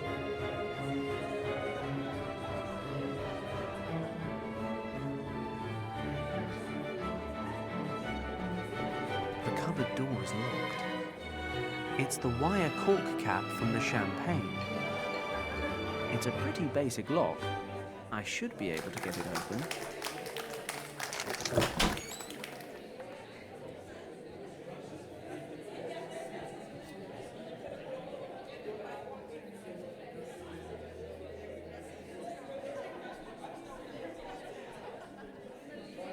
I picked the lock on the cupboard door. This cupboard is full of cleaning supplies. I'll take a mop and... yes, why not? A jar of hydrochloric acid.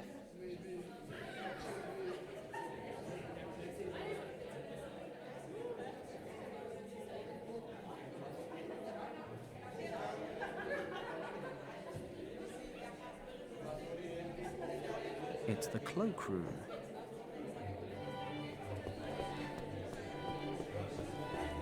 It's summer. No one really needs a beautiful scarf like this.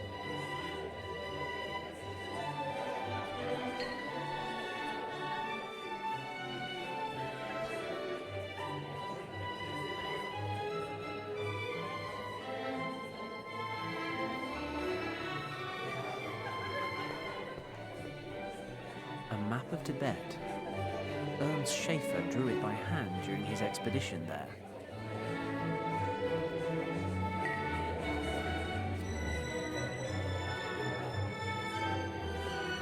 Yak on a Mountainside. What an appropriate title. A monastery in the Tibetan mountains. No, not that monastery. It's a painting of the Himalayas.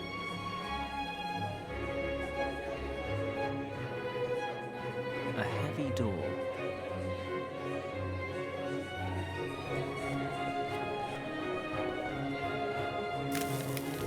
Acid's eating through the lock.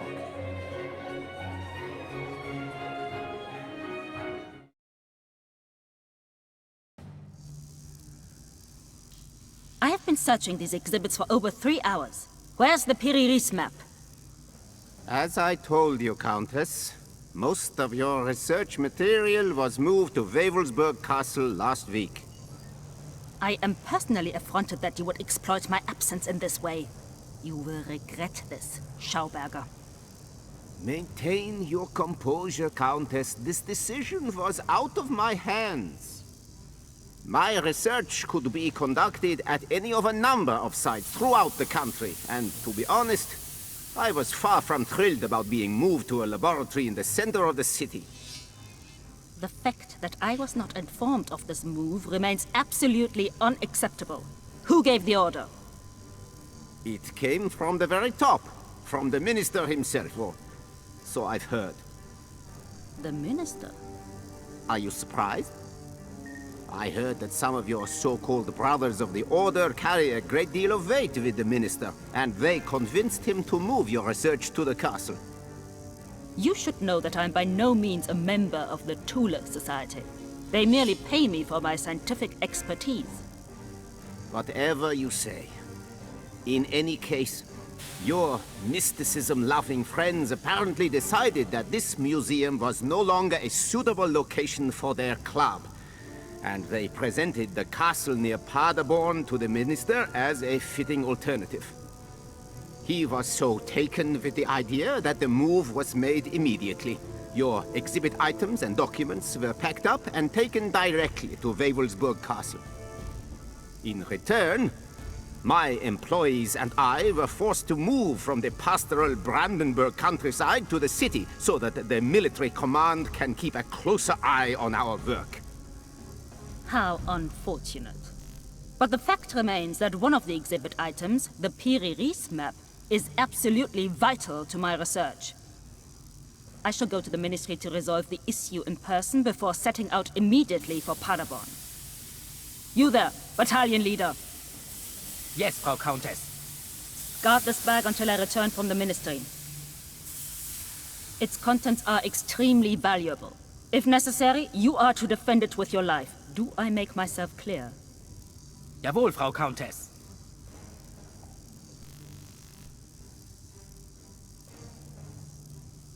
That's got to be the Eye of the Dragon.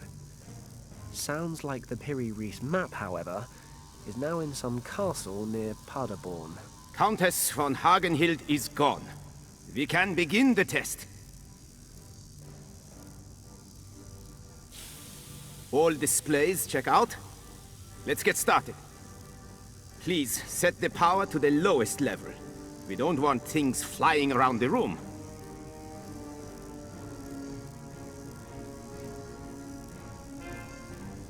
I am now activating the drive impulse. It would be best to hold on to something.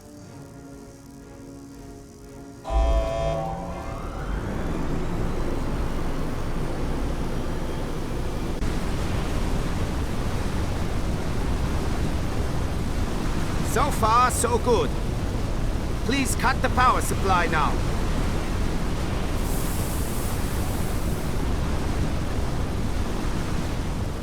Excellent.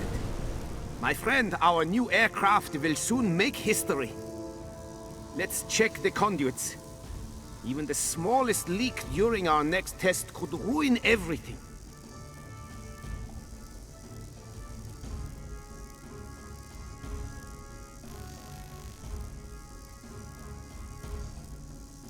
Okay, this is my chance. I need to get my hands on the eye.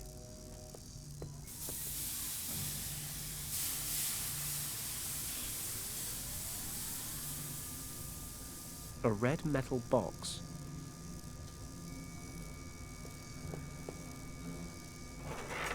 Damn, the handle was loose. It broke off.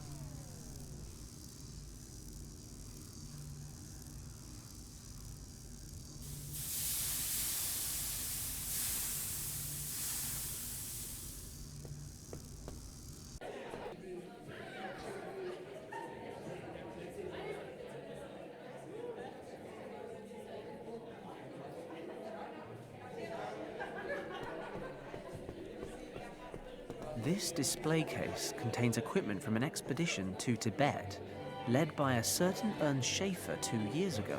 A small movie camera and a few bits of clothing, along with some climbing equipment. The lid's closed, but I can't see a lock.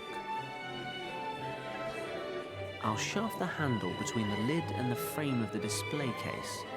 Give it a little jerk and... Open sesame. I'll just borrow a piton from the mountain climbing equipment. The movie camera looks like junk, and I'm not too keen on owning a pair of Ernst Schaefer's old woolen socks either.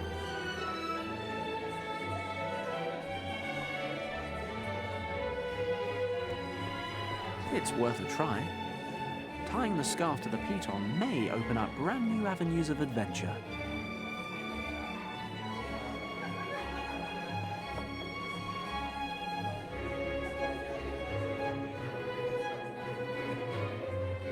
I'll use the scarf to tie the piton to the mop handle.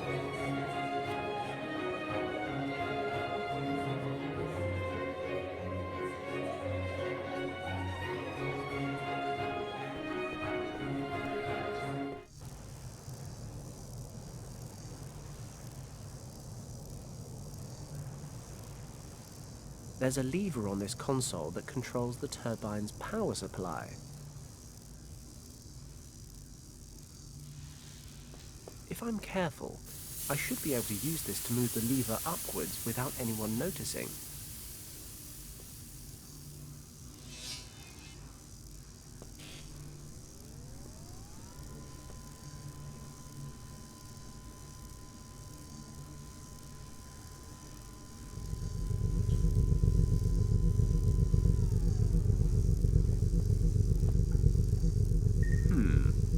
Low setting or maximum power?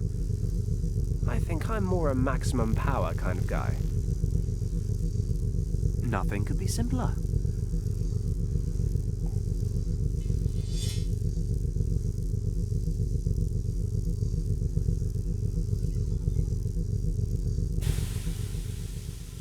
Hey, look. A big red button. That must start the engine once the power levels have been set.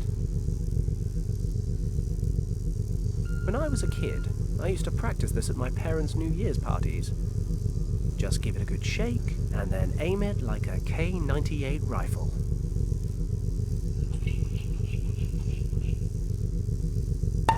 What's happening? Hold on to something! What's going on out there?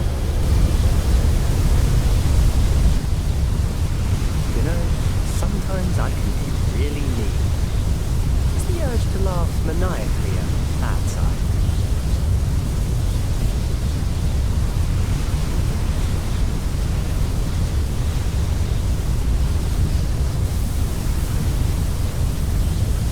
I'll stick the handle back into the door. Hope it's still open. Bingo. No, it's just a fire hazard. I was kind of hoping it'd be Pyrenees map or something.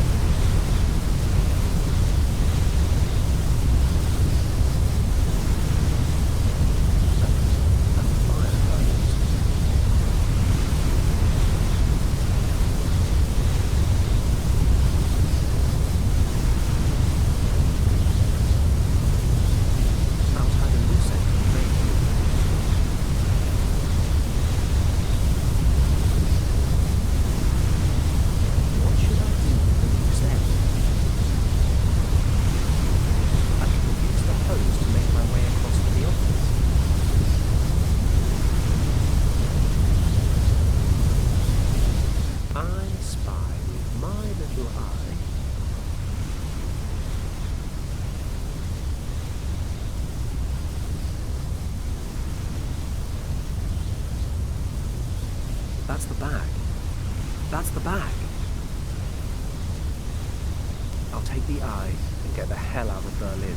I can use the fire hose again to get back into the museum. Then I'll have to travel to this Wavelsberg castle. Without the Piri-Reis map, the Eye of the Dragon is worthless. The map's the only way to find the second key to the gate to Shambhala.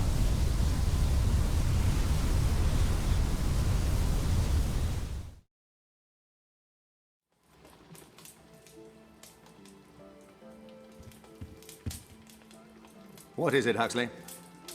Well, sir, certain Mr. Kleist would like to speak with you. He showed up unannounced and is somewhat overbearing. Shall I send him away? No, certainly not. Send him in.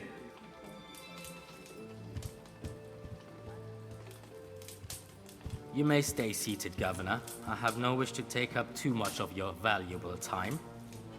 Then what is it I can do for you? You have already done something for me. No additional soldiers were sent to Tibet. Those were your conditions? Indeed.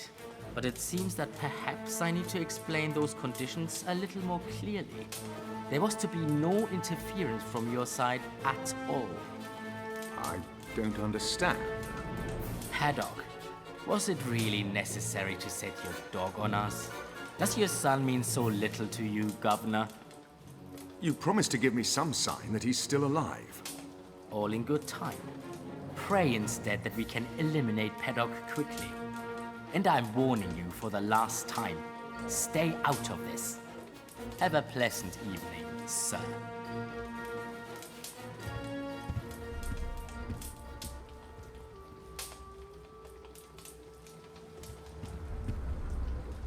Is there anything I can do for you, Governor? I severely doubt it, Huxley. Pardon me for asking, sir, but who was that gentleman? That, Huxley, was the devil's emissary. And I find myself involved with him. How am I to understand that, sir? It is probably best that you don't, Huxley. Just hope, as I do, that Fenton's mission will be a success. It may be all we have left.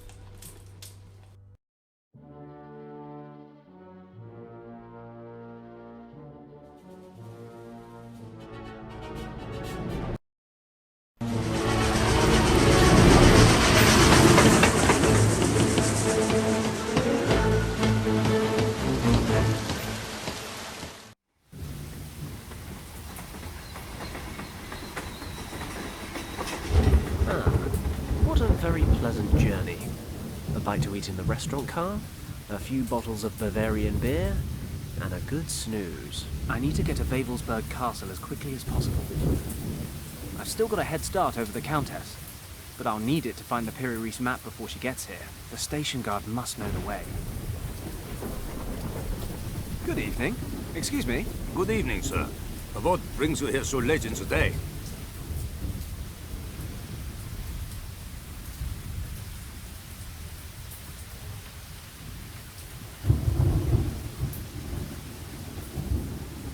I'm a tourist, and rather than go to the Olympic Games or visit one of Germany's many outstanding cities with their bars and restaurants and women, I decided to visit the famous Wavelsberg Castle instead.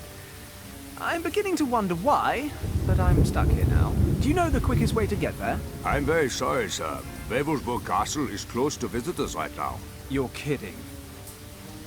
No, you're really not, are you? I've endured quite a ride just to come see this bloody thing. What a shame. But the castle has been under military control for some weeks now, sir. All of the access routes have been sealed off, and the guards are patrolling the castle surroundings. Why exactly is that? I find it better not to ask. Besides, I was only posted to this station a month ago. This is stupid. What do I do now? Well, you are not the first person to drop by wanting to visit the castle in the last couple of days. I'd advise you to wait for the next train. There's one going to Paderborn in 2 hours. I'm afraid there's not much you can do here to kill the time. The station building is closed due to renovations, hence why I am standing outside in this awful weather. You could, of course, take a walk to Puren. It's not far away. There's a road leading directly into town from this crossroad. The guest house at the market should be open. You could warm up a bit and wait for the train there. You know, I think I'll just enjoy some fresh air after the long train journey. Even if it is raining cats and dogs. Is it okay if I wait here? Of course, sir. Thanks. Damn. Now what? The castle's right there. There's got to be another way in.